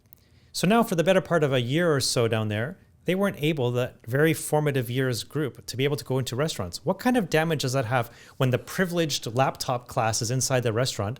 And let's say that class, especially in America, is mostly white, and the poor black kid has to be outside the restaurant. You're creating like long-term fissures, once again, inside on a racial, in this case, because then a huge number of, and for historical reasons, the black people were not vaccinated in America, that are so deep, and the government just didn't care. right? They didn't care in the least. So that Monday, a very interesting poll came out the Monday after the first weekend here in Ottawa, an Angus Reid poll that said the majority of Canadians, this is the first time, 54% now say it's time to end the COVID restrictions and leave responsibility for isolation to those at risk. And this was up from 40% up to 54%. The 40% was the last time they had done the poll in early July. So the mood had switched that much in just 3 weeks. Wow. From that day forward, and this was universal across... You said early July, early January? Sorry, early January. Yeah. Yep. Okay. So this was across all the provinces. I think just one was slightly 50-50 on it. And this brings me to the next problem with politics today. And I've heard this mentioned quite a few times. Politics of today is really dictated by polls rather than actual ideology, because people just want to keep the power. From the moment that day that poll came out, where now 54% of the population, in theory, agreed with ending the mandates, which was in line with what the Freedom Convoy was all about. That day, Quebec drops the taxation of the unvaccinated. A week prior, nope, it's going to be on your T4 or whatever they call it in Quebec. Yeah. And if you want to be unvaccinated, that's fine, but we're ramping up the segregation. They didn't tell somebody, if you're obese, you got to pay more, or you're on your third liver transplant or whatnot. Yeah. All of a sudden, the defining feature of a good person, bad person was even being instituted inside our taxation policies. Yeah, that's crazy. Dropped Yeah. the very first Monday, the very first business day after the Freedom Convoy. And Saskatchewan the same day said they too will be ending all COVID mandates. The fact that those two things happened after the very first weekend, I don't think is chance. Yeah. So, you know, the government will never admit that the convoy changed anything. But if you look at the government's phrasing and articles and words and the CBC and whatnot, even 3-4 days prior to the Freedom Convoy, and the amount of things that changed thereafter, the epidemiological trend was already happening. They could have easily have said these things if they wanted to. So it was as a result, I believe, of the political pressure, not the trajectory of the virus itself. Because they could have said, yes, the trajectory is aiming downwards. At some point in the spring, we theorize this will all be done. They were not saying those words. They were saying, I even believe I'd have it down, Christine Elliott somewhere in the middle of February, which is a good 2 to 3 weeks into the Freedom Convoy, we have no plans of getting rid of the QR code system. By March 1st, it was done. Yeah. It's pretty clear there was some major shift that happened. Did the disease just suddenly go away in a 2-week period? Yeah. Or did they realize they overplayed their hands and needed to actually listen to the population, or they weren't going to win the next election? So, yeah, you know, then we headed into the February 4th, which was the first full week after the first weekend of the initial Freedom Convoy blockade in downtown Ottawa. And it was actually funny because on February 4th of that week, the Toronto Sun came out with that article, as I was saying, that said there was less crime downtown than there ever had been. It's quite something. So all this idea that it was not a peaceful place to be, very dangerous, dancing on the tomb of the unknown soldier and everything else, a bunch of hooligans going into the Rideau Center and having to shut down businesses, and it was just a riot. Statistically, it was actually turning out, once again, statistically, Yeah. the stats are pointing in one direction and the narrative is going in another. It has never been a safer time to be downtown Ottawa than during the protests. I think that the only thing that I would say about the statistics is they don't necessarily capture the qualitative aspect of these types of things. And I think just hearing some people, like residents of Ottawa at the time, there were words thrown around like, "Oh, this is a hell," like having to listen to them all the time. And I know you said, it's sort of what you signed up for. You said it much more graciously, but it is to sum it up. I mean, that's where you're living, and you're supposed to be able to have a protest. Well, it's like saying you live next to the Rogers Center, and when it's open. It's like, why is it always so loud? This baseball game is just really killing me. Right. Now, I know we're in the playoffs and playing every other night, but no, I don't mean that disparagingly. I understand, but it is a protest, and it's a really trying time in the country's trajectory. And those people that were there were representing the disenfranchised, the little guy, really. And so, as much as the pain the people were feeling having to live through for that short period of time of a disruption, those people protesting were living through more pain and through a longer period of time. So if you really want the total sum of pain to go down, we have to fix what's actually the grievances of those who are protesting. That's how I would aim.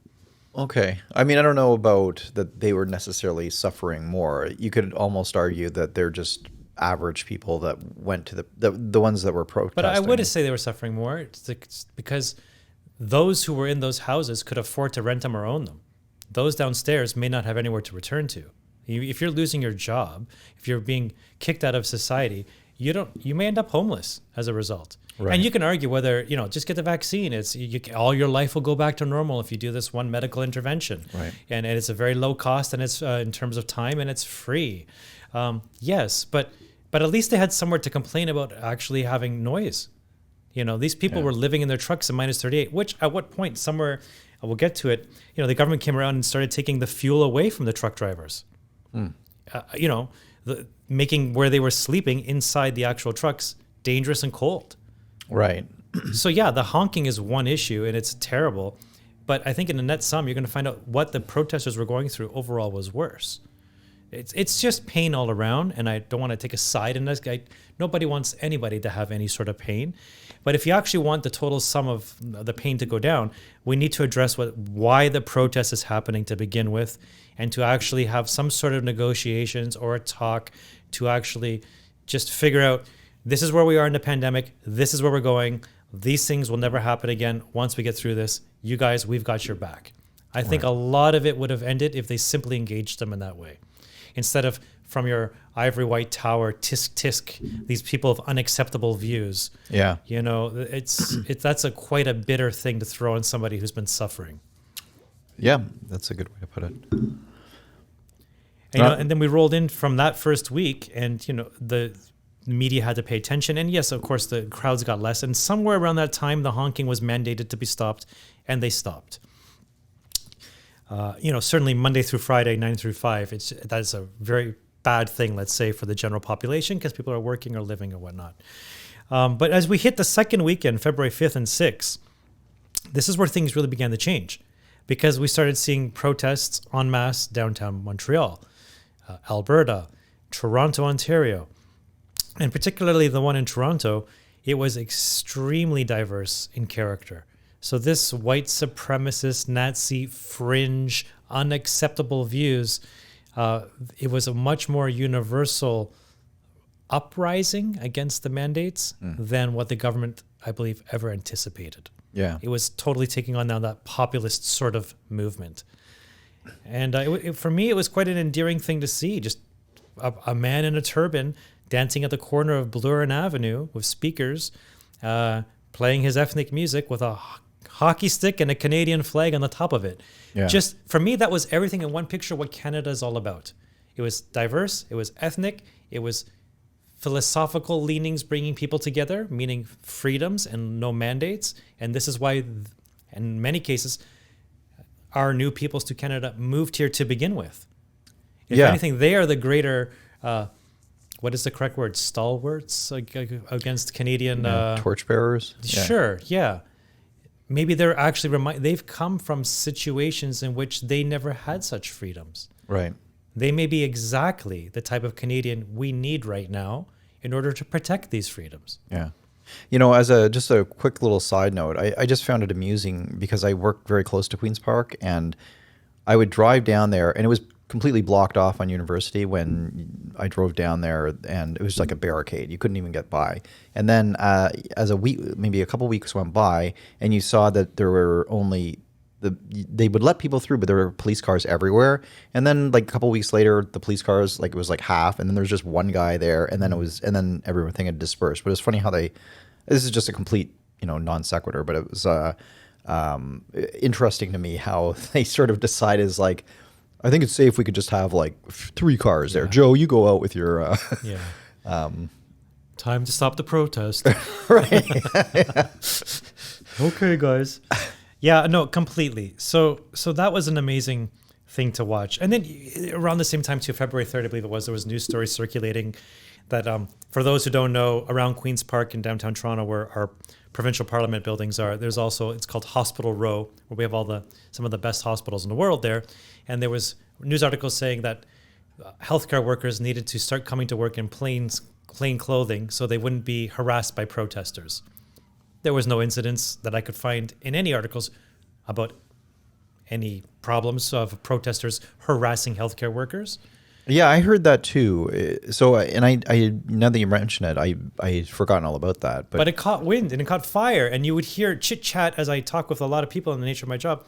This is incredible. I can't believe they're harassing healthcare workers. Can you show me quantifiably how many people were harassed? Mm-hmm. And were these actually protesters? Well, they were protesting. So I heard this too. And it's interesting because I think it turned a lot of people off. So if that was sort of if this was propaganda, it was sort of aimed propaganda. But my understanding was they were protesting in front of hospitals. Well, it could be, but if you're not allowed to get close enough to Queen's Park, it's all in the same interconnected area. I mean, if you're going to get 5 million people, not that it was that many at all, but at a certain point, a disruption is a disruption. Right. Certainly, I really, really, looking at the nature of the protest, would have a hard time believing anybody, workers or patients trying to hit to a hospital, would have been stopped in any way, slowed down by the nature of the protest. And that's the thing. You really get this. It's this almost demonic caricature that the media portrays, and you think to yourself, it's like this universal revulsion at whatever they're doing. It's like, of course that's horrible. Like, you're going to interfere with like hospital workers. Who are these maniacs?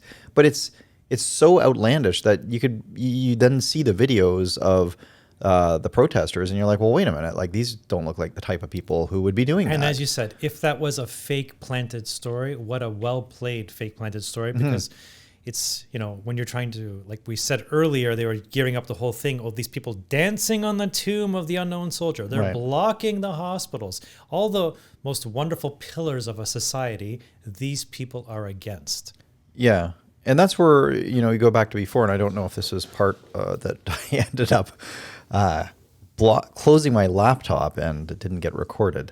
It's frustrating. But it goes back to what we were saying before, where how do you figure out what is true anymore? You have your news sources, you can vet them all you want, and really it starts to come down to putting the puzzle together, and you start looking at the people. Like, if you have a firsthand experience, if you're on the ground in Ottawa and you're talking to people, you've talked to 50 people, and maybe 1 or 2 of them were kind of jerkish, and that's the most you could say of anyone. Everybody else was great. It really cuts to it's a specious argument for the media to then say that, oh, these people are Nazis. Oh, they're being aggressive toward healthcare workers, because you're like, well, I met these people, and I mean. But I'm gonna go. Sorry to cut you off, but isn't that very similar in thinking when they would say, well, I've met some people from that race. They weren't so good, so you should hate the whole race. This is really this is really the type of thinking that power has been using for hundreds of years, taking our ignorance and fear and ramping it up to hate the unknown, right? So Yeah. it's almost like no good person would go down there and check it out. But let me tell you how they all were. Right. Right? Oh, you don't want to go near those people. I'll tell you how bad they are. And now all of a sudden you're extrapolating on the one or two incidents, the entire population, what the nature of the character of the protest is. Yeah. Which in this case, I believe from what I saw and read was completely false. So again, it gets a little nefarious, but why would they want to demonize this crowd to such an extent? Yeah. Man, I can't wait for our show on conspiracy theories because I can't wait to get into all that. I just see the classic playbook going over and over again. Power versus the powerless, information for those ignorants. Let me tell you what to look at so you don't have to do the research yourself. And extrapolating from one or two simple, small, whether it could be made up like the Nazi flyer or one or two random incidents out of, like you said, out of the hundreds of thousands. For instance, I'll just to divert for a little bit, but one of the 3 arrests, I believe there was only 3 that first weekend in all of Toronto, was a person who was arrested protesting on foot because they had a smoke bomb. Okay, it's a charge, it's an arrest, okay. But that person was there as a counter-protester. They were having the smoke bomb to go against the protestors, but they never said such a thing in the news, like not, at least not very easily found. Right. So Yeah, they took the piece of the story and twisted it to their point of view. Somebody was arrested with a smoke bomb. Yeah. Technically, we're not lying. Yes. Ha look. And they never actually go further with it. And, you know, I feel very sympathetic. The average person at home sitting on their reclining chair and turning on the news that they want to trust and they've had a long work day, he's just going to simply turn this on and see the things that are being talked about them and the large. I've even had one client talking about, I just couldn't get behind those people with their beards. They're just such ugly beards that they have. Like, right. And they just get so fixated on these little nuances without getting the actual core issues. Mm-hmm. It's almost because a picture has been painted of them in the media psychologically, and they're, you know, they see them and it's like they're predisposed to feel some sort of like antagonism toward them because they've been so demonized in the media. Yeah, it's movements like these that truly scare governments. And when enough people protest peacefully, that is when leaders do step down. Right, yeah. And so that, for me, was to encapsulate what the second weekend of protest was all about. Because now it was really spreading across the country. It was any talk of Nazi this, Confederate that was really now not an issue because we've had... I won't even say how many people, but thousands and thousands of protests across the whole country. And it was really showing up not to be the nature of the protests to have these types of people involved. And that, you know, that brought us to then the second full week. So we had finished now the first weekend, a full week, a second weekend where it went across the entire country. And the second full week was where the beginning of the game started to change. And I do believe it's because the things were spreading out. For instance, Ottawa on the second week declared emergency as a city. That gave them now new powers in order to do something with the truckers. Yeah. And also around that time too, February 11th, is when Ontario, the province, declared a state of emergency. And that was largely to take care of what was now emerging to be a very costly protest at the Ambassador Bridge in Windsor. Yeah. So for those who don't know, like the Ambassador Bridge in Windsor represents 25% of all international trade in Canada. So when you shut down that bridge, I have the numbers here. Crucial artery. Yeah, a crucial artery. Let me see here. I do have the number. It was something to the tune of, yes, a week of protesting cost the auto industry, just the auto industry, $250 million. And that's according to an analysis by East Lansing-based economic research group. So $250,000 was lost just to the automotive industry. So you can imagine then the financial pressure our pro-open for business conservative government felt. I'm sure there was phone calls, you either take care of this bridge or we'll move our plants to Mexico. Mm-hmm. So there was pressure, and that created then the reason for Ontario. So now we had two different emergencies going on, emergency powers, one in the city of Ottawa and one in the entire province of Ontario. And that bled us into the third week, weekend. Don't you think, though, you know, and maybe this is just my naivete, but when I think about it, like, there are laws against certain things. So if your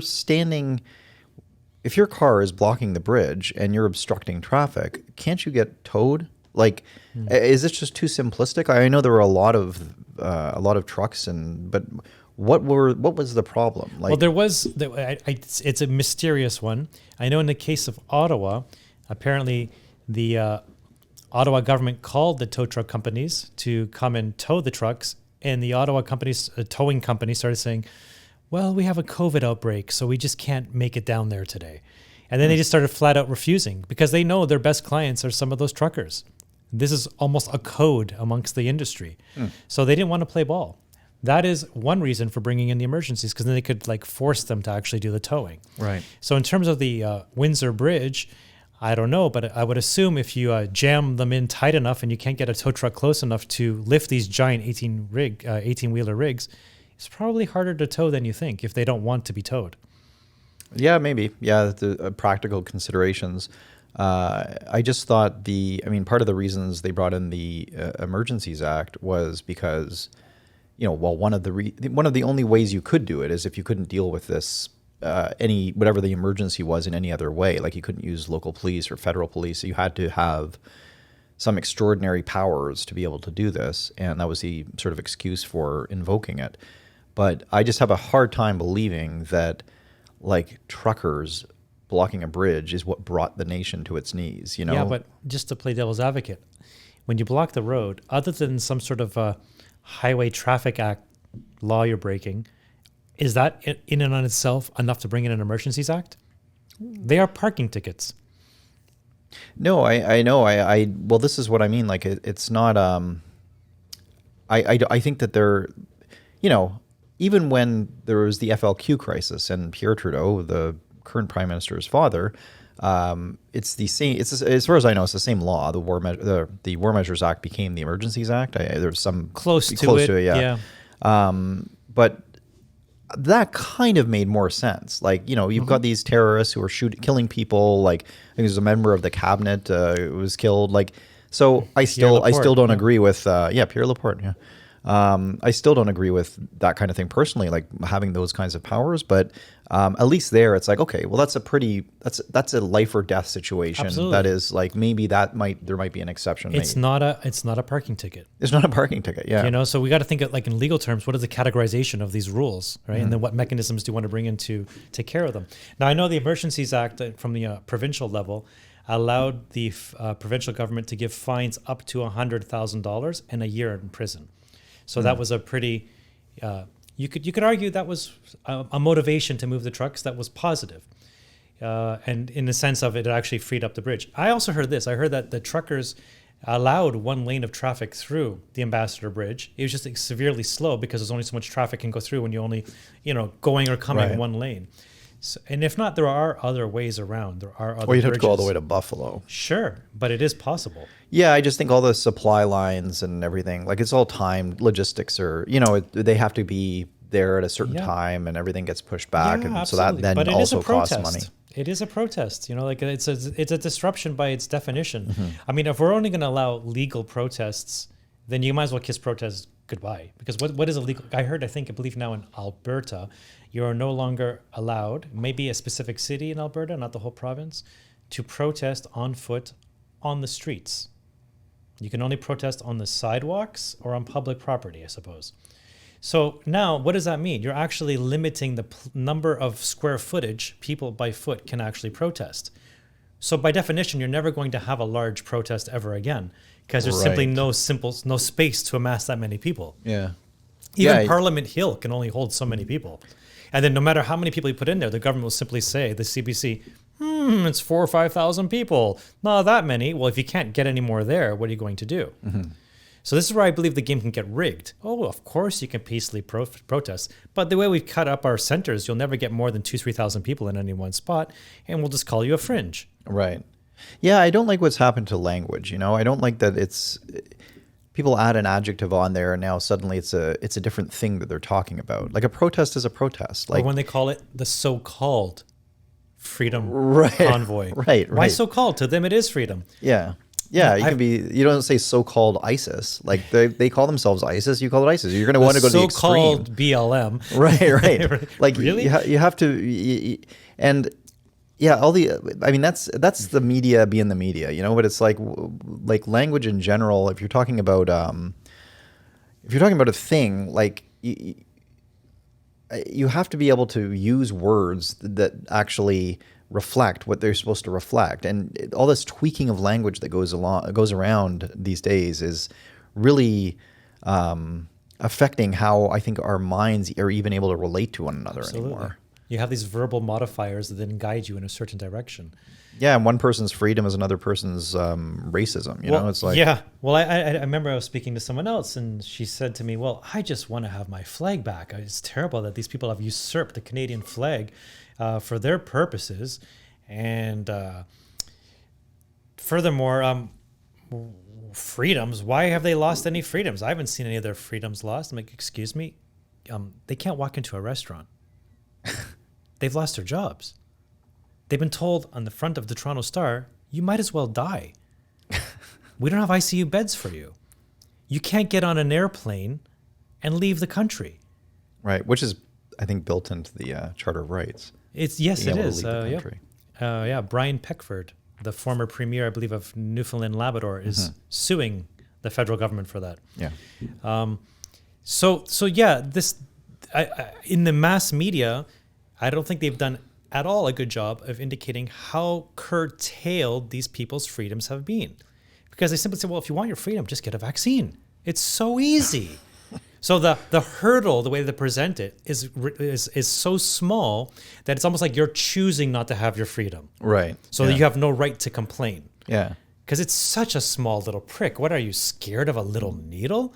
Sort of like, you can have your freedoms in a heartbeat. We're not holding them back. You just need to do this small little act. Right. And that's where it does take on a bit of a baptism or a bit of a religious movement. A baptism is just, and I'm Greek Orthodox, it's dunking a baby in water per se. But, from that day forward, you're supposed to be almost reborn into the faith of a completely different religion in a sense, right? And so this is where it does take on religious overtones. The baptism is now getting the vaccine, and you are part of the good people, the good community, Yeah. Yeah. So after Ottawa and Ontario declared emergencies, it was during the third full week that Trudeau on February 14th, Valentine's Day, declared the Emergencies Act. So for the first time since it's Valentine's Day massacre. It's quite something. And that the Emergencies Act allowed authorities to declare certain areas as no-go zones. I believe that would mean then both on foot and truck. Because what I couldn't understand at first was, well, okay, if you have a problem with trucks in downtown Ottawa, so be it.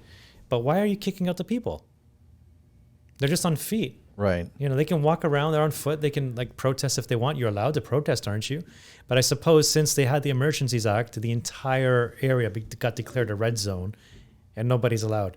Which again, I don't understand the nature of this, because then you could have just taken 3,000-4,000 people and said, we'll stand just 1 foot outside the barrier. Now we're allowed to protest again. Right. It's kind of funny how it all played out. Yeah. Of all of these things, I mean, I've been pretty pissed off with the way that everything's been handled with the COVID. I won't say everything, but how a lot of it has been handled since the very beginning. And in general, over the past couple of years, just in general, I've been pissed off about everything and everyone. But yeah, specifically about the way that the government has been handling the COVID crisis, and multiple governments, not just the Trudeau government. But what really kind of, when you get into the truckers' convoy, and it almost seems like it was like an add-on or something at the end, where you take the whole COVID crisis as a whole, and it's kind of like, some extraordinary measures were implemented. But for the most part, I think that most people can still kind of get behind some of it, because it was all in the name of health, and it was all Really people aren't sort of looking at the data, and I think there's, mass censorship, and there's a lot of really undesirable things that were happening. But really, when you get to the end of the truckers convoy and what happened with his Emergency Act declaration, I find is one of the most terrifying things that I think has come out of this whole thing. Much scarier than the disease, that's for sure. And potentially much longer lasting. Yeah, exactly. And it's almost like almost felt like a test case or something, where how do you get, in a democratic society, how do you impose a rule based upon such specious evidence in terms of coming forth with the reasons?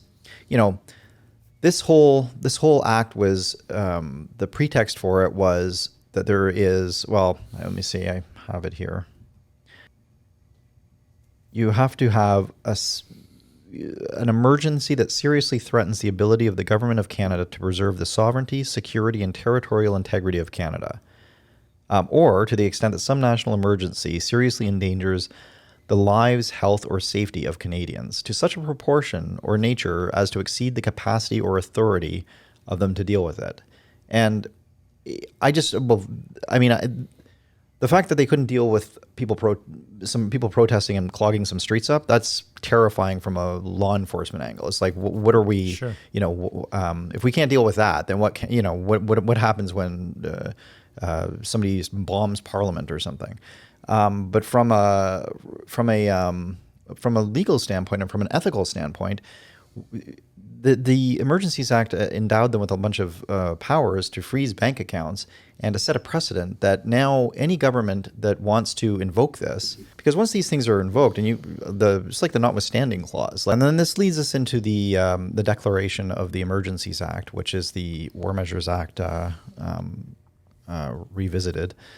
And this is where I have, I think, my gravest misgivings about certainly how the trucker protests were handled, but also how over the last few years during the whole COVID pandemic, there's been a lot of things I haven't agreed with that the government has been doing, but this is, I think, takes the cake.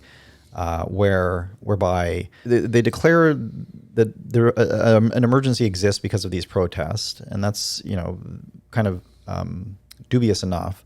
But then you get into the fact that this Emergencies Act now allows them to clear out large swaths of the area, disband the protest, and deny people the right to speak and the right to do what they should be able to do.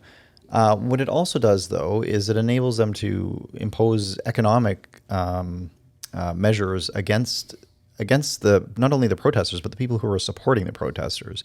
So, like in the opening salvo to this whole podcast, you're talking about people who are just regular Canadians and some Americans, and some people from overseas, and I think you're going to get into the statistics on that, but people who looked at what was happening here, were inspired by it, and wanted to contribute to it in some way, because it was a big difference between what they'd been seeing on the news before then, and they wanted to take some action and be a part of something. So to then go after those people, and I know that the kind of party line is, well, we didn't set out to specifically handle those people, and probably we wouldn't have gone after people who just donated $20 or so. But I think the point here is that Canadians want to have faith in their financial system. They don't want to put their money into a bank account and think, well, maybe this will get seized one day, or maybe I shouldn't donate money to this charity because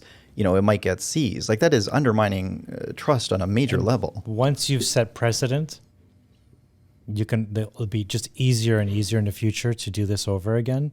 And at that point, you can kiss your Charter of Rights and Freedoms goodbye, because the precedent has been set. You'll declare Emergencies Act, off you go.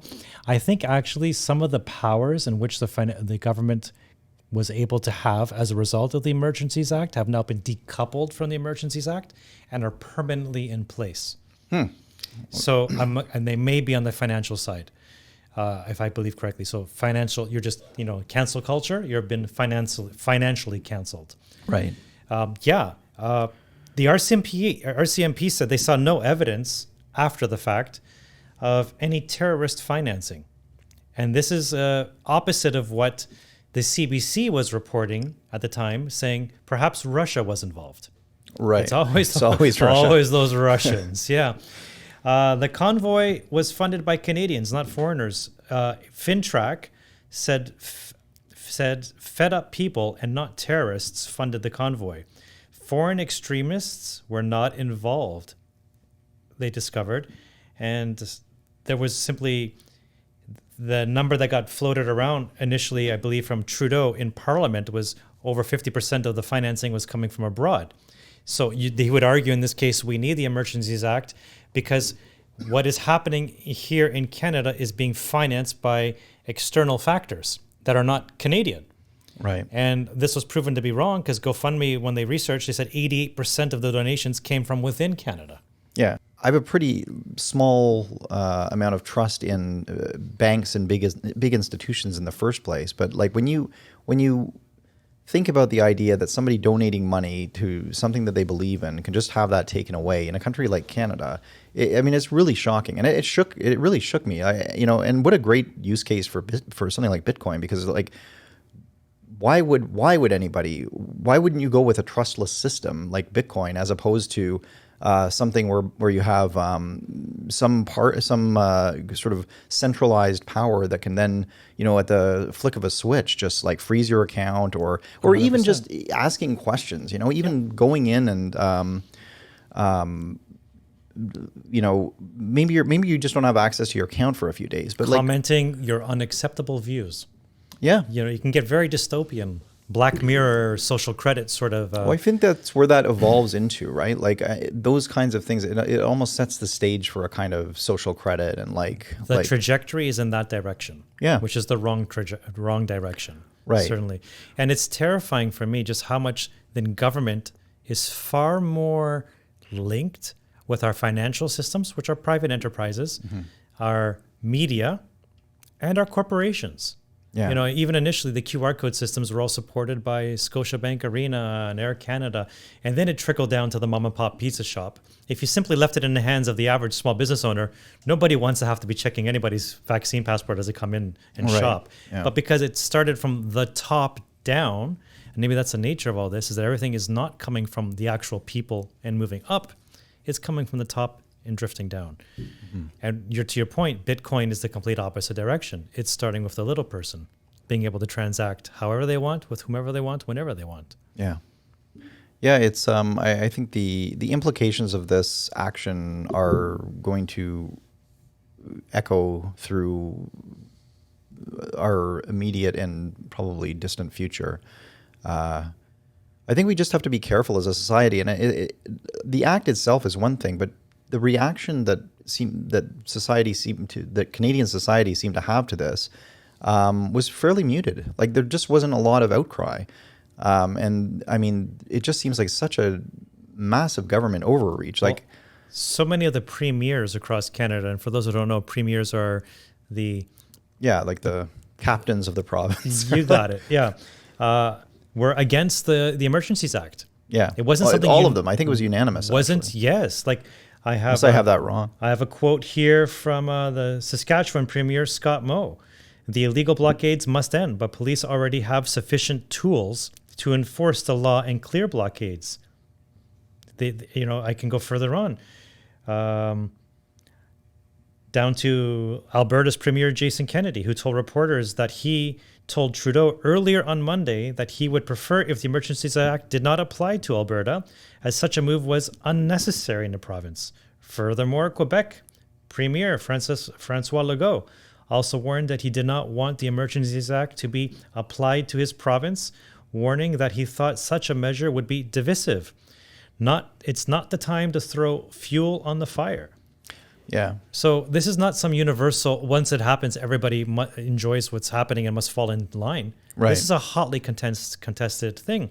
And there's several liberties groups out there who are now suing the government saying this protest, this freedom convoy, did not meet the threshold, the criteria for instituting such an act. Like, let's not forget, when Trudeau initiated that on February 14th, the Windsor blockade, which was blocking the border, was already starting to be broken up, if not totally broken up. The powers that the police had in Windsor, which is in the provinces of Ontario, which had declared its own emergency, was sufficient to break up the blockade.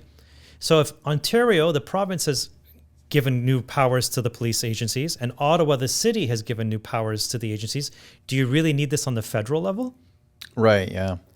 Yeah. And you know what? Now that I say that, I think I misspoke.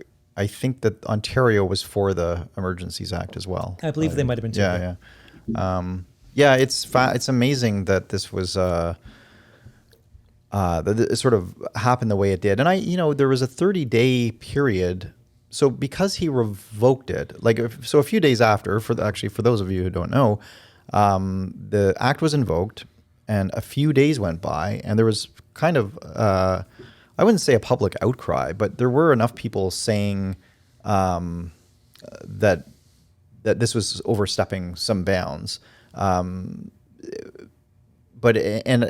he did walk it back, and 9 days later. 9 days later. And I think it was, so does that mean that he's still, because he's supposed to, if I recall, he's supposed to be able to, within 30 days, present it to Parliament and give the reasons why he thought it was justified. Which looked like they were also wanting this to be in power for a long time. So when they did remove it in 9 days, like I said, they did keep some of the elements. They made them into regular law. And it might be the financial element. Okay. Which, I don't know how to word this per se, but that Emergencies Act allowed them to then freeze people's bank accounts. That story went viral worldwide. The whole world was looking, although it wasn't really reported on within Canada, other liberal democracies around the world were saying, what is up with Canada? They're freezing people's bank accounts. Even one mother, and that's how many there might have been, who donates $20 because she bought a t-shirt to support the truckers, now, can't get into her bank account. Even if it's just one person, it's one too many. Yeah. Because it had no positive effect to do this. So this will make people very, very skeptical of any sort of digital currency in the future. Because they can see now, at a drop of a hat, flick of a switch, you can be simply excluded from your financial life. Right. Well, any centralized digital currency. Yes. Which they're planning. They are planning it. CBDCs, central banking digital currency. Yeah. No, I just wanted to distinguish it from something like Bitcoin, where it's decentralized. And not to play devil's advocate to my own point, you may not just want Bitcoin, because let's say perhaps your Bitcoin gets stolen somehow. You have no mechanism in order to track it down, no insurance. So just like we have cash and we have credit, maybe in the future we'll have various forms of centralized and decentralized digital currencies. Mm-hmm. Perhaps that's the best way. But it really feels like it's going more like it will be mandated just centralized, and that will be where 99% of all transactions occur anyways. Yeah, it'll be interesting to see where that goes. And I think that's another show where you start to see how these CBDCs are going to, how they're going to evolve and what part they're going to play. Because, yeah, they are coming. And in many ways, it might be a better experience. It'll be the same thing in a sense as having a banking app or having a bunch of stuff on your phone, whereby things are a lot more convenient, but it's a lot less secure. Whereas in this case, things will be a lot more convenient, but you don't necessarily have the privacy or the anonymity to be able to, you could, like you said, they could shut the tap off if they wanted to. You could have an electric vehicle. I mean, you would have a hard time, let's call it weaponizing these trucks that would create a protest if they were all on some sort of grid. Mm-hmm. You could just shut them down remotely. Yeah. Which would be very appealing to those who want to keep power, like the government. Yeah. Or your phone, where you can just tell you're in the area because you have your Canada Digital ID app, and it'll warn you as you're entering the zone. This is your last warning. Turn around, otherwise. Right. And you wish to protest. You chose not to. Right. And then boom. Next thing you know, your digital currency's turned off, or your car won't start for a week. Yeah. It's a lot of power. That I believe the technology in this case is moving much, much faster than our discussion on such technology. And as a result, there seems to be almost next to none governance, any laws regulating how this technology will be used. Right. Yeah. Yeah, so that brings us into now like the fourth weekend, the February 19th and 20th, when now we have the Emergencies Act on a federal level across all of Canada, and the quote unquote riot police move in Ottawa. And I don't know if you noticed this, but they didn't have badge numbers, they didn't have names on their uniforms. They did not look like any form of police I've ever seen in Canada before. I don't know what tier of enforcement this was. I'm not sure. Maybe the Ottawa police didn't want to play ball, or maybe they were just clothed in different different uniforms in order to do this. I didn't notice, but and they were on horseback as well. Some of them were, yep. And one of the more terrifying stories came out from there was protesters, and they were trying to stand their ground, and the police were gently pushing forward, or riot police forward and forward. And at a certain point, riot police mounted on horseback came through at a pretty aggressive attack angle, and yeah, some of the protesters moved out of the way, some didn't, some moved in a little bit, but one very older Indigenous lady had her walker, and she got trampled pretty good by one of the horses. I saw that. Yeah. It's just that it was going thermonuclear at a moment you didn't need to. Yeah. The crowd was moving. This was just simply a power play. What scared me the most was the Ottawa police tweeted out, somebody threw a bicycle at one of their horses, but don't worry, the horse is okay. Yeah. Like literally 180 degrees lying. And there was no bicycle, no photo of any bicycle in any event. People have scoured it. There's nothing there. The only and it came out right within minutes almost of this event happening. So they maybe almost like trying to get ahead of the story. Another incident. Show me. Yeah, I guess. Yeah, that's true. This lady's Indigenous. She's standing up. Let's talk about diversity. She's elderly, female, and Indigenous, standing up right there, showing what her also, true faith in Canada is all about. Wasn't on a walker as well, or with a walker. I saw that, and it's hard to say, like, I don't always, like, I find myself with great sort of empathy for sometimes what police have to deal with on a daily basis. It looks extraordinarily frustrating. Like seeing other protests and seeing other events where they're being shouted at or, shoved, or they really, you have to have stoic patience for sure. in some I'm a big circumstances. supporter of policing. Yeah. I'm not for defunding the police. It's not the police, it's the laws and what. Yeah, I think a lot of them probably. I think it was very hard. I think it would have been a hard thing to do to be an Ottawa police trying to get out some of these protesters who you probably agree with. Like, let's be honest. There was quite a few police officers donating money. Mm-hmm. As well, and a couple famous video clips went viral of police officers in uniform supporting the protesters. They're human. You wouldn't get that Angus Reid poll of 54% agreeing that mandate should be ending if it didn't include some police officers and law enforcement and government officials. Right. That's half the country, more than half the country. For me, the issue in downtown Ottawa was about the trucks. Focus on the trucks, get rid of the trucks, that people can stay. Mm-hmm. There was no need to bring in horses. That was just a pure power play. Yeah. Those people at that moment were of such egregious danger to the citizens of Ottawa, they had to bring in Mounties in order to knock them out of the way. I don't understand why they have the horses anymore. Like, I see them trotting around Toronto sometimes, and it's like, what is that? I don't know. Besides animal abuse. Kind of hard to be undercover on a horse too. Yeah, exactly. And and I always think, like, what are you gonna do? Pull me over? Like, you're gonna chase like it's a Western, and I'm gonna drive away, Like there used to be an SCTV skit. I don't know if you ever saw it, the undercover Mountie. He would come up plain clothes, but on a horse. Right. Hey, you cool kids. Do you know where I can score some weed while he's on a horse? That's funny. Yeah. So yeah, I've always thought the same thing. Maybe it's for show, but it does. There are a menacing girth to them, and I just didn't see. There was just no need to run horses there. They started pushing people out Friday afternoon. By Sunday afternoon, they were gone. They would have been gone by Sunday afternoon with horses or without. There was no need. Yeah. It wasn't like they met some sort of stalemate. Bring in the horses. We have nothing else to give. Right. That was a power play. And then they lied about it. And so again, if there's one topic that I really just want to hammer down, it's like power is terrifying. And we need to do everything to equalize it and make more equality.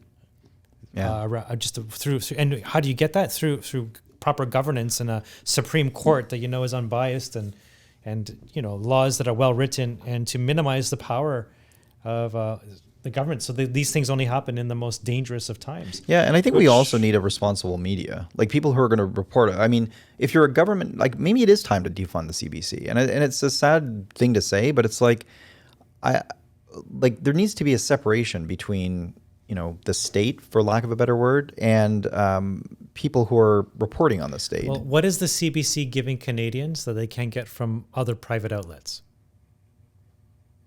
Nothing. So I would fully support defunding the CBC, with the exception of maybe the radio and the French-Canadian component, because that is certainly an underserved community that could use, in terms of national unity, a singular message that can make its way around to everybody in Canada in both languages. Yeah. So the radio component, the online component, sure, the French component, but this close to $2 billion a year that we're giving them in subsidies in order to stay. It's not just subsidies. I believe it's 1.4 billion in subsidies and maybe 400 million in guaranteed advertising. So it's close to $2 billion. Right. Over a 10-year period, that's 20 billion you could be putting into hospitals. And what would create a better country? More money going into hospitals, or having the news on, the government's point of view is that's their media arm, their propaganda arm. So they need that in order to get the rules to get through anyways.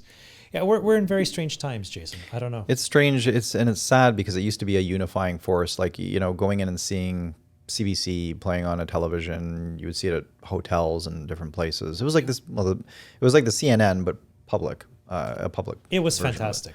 Yeah, and unfortunately now, like when you can just call out lies left and right, center, it's and you see, and you know what? There's nothing wrong with getting things wrong, but when they get things wrong in one continuous direction, that's not simply an error of their core competencies. That's a narrative. Yeah. Agreed. We all make errors. That's totally fine. But errors should be a little bit to one side, a little bit to the other, because you're trying to get it right. But when they're always erring on one side, it's hard to... What you need to do is, after giving yourself an hour of CBC, you need to bounce around for another hour through other media channels and try to get some sort of balance. Yeah. And the truth will be in the middle somewhere. But yeah, I'm all for defunding the CBC in general for the television. And the LCBO while we're at it. For taking requests. Bring it on. Okay, well, do you have anything else that you want to... Well, I want to just recap, so the riot police did what they needed. By the end of February, things had wrapped up. I believe it was February 29th. It was 9 days later that Trudeau ended the Emergencies Act. In a sense, he tipped his hands, and perhaps those who are really in favor of digital currency may have even whispered in his ear, like, buddy, you've shown too much power too soon. How are we ever going to get proper digital currency through when people can see it gets turned off right away? Like, I don't think that was a smart move in their point. What did they actually achieve by freezing bank accounts? That stopped the protest? They was already wrapped up. Yeah, I don't know. What did you achieve? It was a really bad move politically. I don't know. I don't know what they gained out of that. And like I said, even those really in favor of digital currency will be terrified of what the Trudeau government did, because now they've made people more skeptical of such power. Yeah. So that just brings me down to like a timeline of like things that changed after the Freedom Convoy. Because one thing we keep bumping into continuously, well, the Freedom Convoy didn't change anything. It was going to happen like this anyways. Right. And I truly don't believe it. It was such a singular narrative where we were told just in early January that if somebody was against the mandates, they were racist, misogynistic. Why do we put up with these people?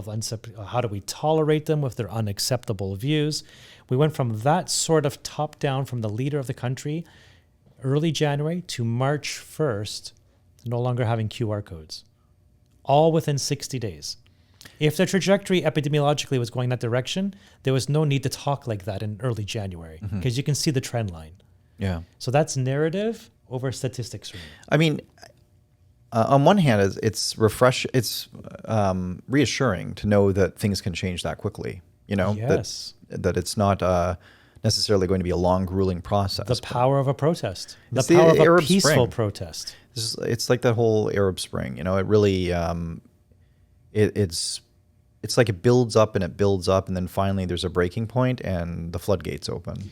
Well, and maybe that's how change happens. You feel like you're not getting anywhere for a long time, and then Then you bring in the consciousness- horses. You bring in the horses, and then it just all comes tumbling down very, very quickly. Right. I've always said that, and it can be a grind, pushing against the narrative. And sometimes, is this futile? Why am I stressing myself out? Just go with the flow. But you see, history shows itself that it does. You have to stay with the axe to the grind for a long time, and then it all comes down all at once. Yeah. Yeah. So January 31st was the first Monday right after the vax tax, right after the first weekend. Bye Quebec's taxation of the unvaccinated. Saskatchewan the same day got rid of the mandates.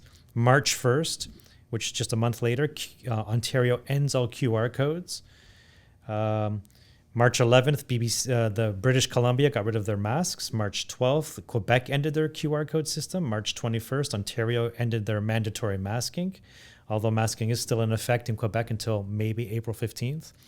So, yeah, I think the mood of the country changed dramatically due to the Freedom Convoy, but nobody will say it for fear of some sort of repercussions, in their personal life, private, public life. God forbid their employer sees that they were pro something of this nature. But there's been a lot of things moving behind the scenes. Yeah. Yeah, it's interesting. It's interesting to examine this topic, and I think it touches on a few things that are close to both of our hearts, and also I think a lot of people can identify some stuff in this story. It's actually kind of a great Canadian story. We don't have enough of them, and it's I really do feel a sense of pride. Like I had, nothing to do with the protest other than privately cheering it on. But I didn't donate money because I want my bank account seized. But I really, it made me so proud to be Canadian. Like it made me think, this is what, it's really good to see people standing up for what they believe. And after you saw the nature of it, it really just seemed like it was a win for the home team, I guess. It was a win for freedom, a win for democracy by people who are very salt of the earth. And it just felt, if I could just step back and look at it spiritually, it felt like this energy that the truckers and those who supported the anti-mandates represented was very similar to the type of energy that must have been needed to move to such an isolated and cold country 200 years ago and forge what turned into one of the freest countries on earth. That was a hard journey, and it was through hard work that they actually achieved such results. And this, to me, was literally that energy several generations later saying, oh, no, you don't. We are not going this way. This is not the Canada that I grew up in, my parents fought for, and I don't want my children to live in the future. Yeah. And I think that scared the bejesus out of the ruling class. The world is going in a very different direction to that energy. It's not over yet, but this was a round that we won on points. Yeah. It wasn't a knockout, but we got through with a win. Yeah, well put. Okay, well, let's leave it there. And thanks for listening today, and we will talk to you next time. Bye. Take care.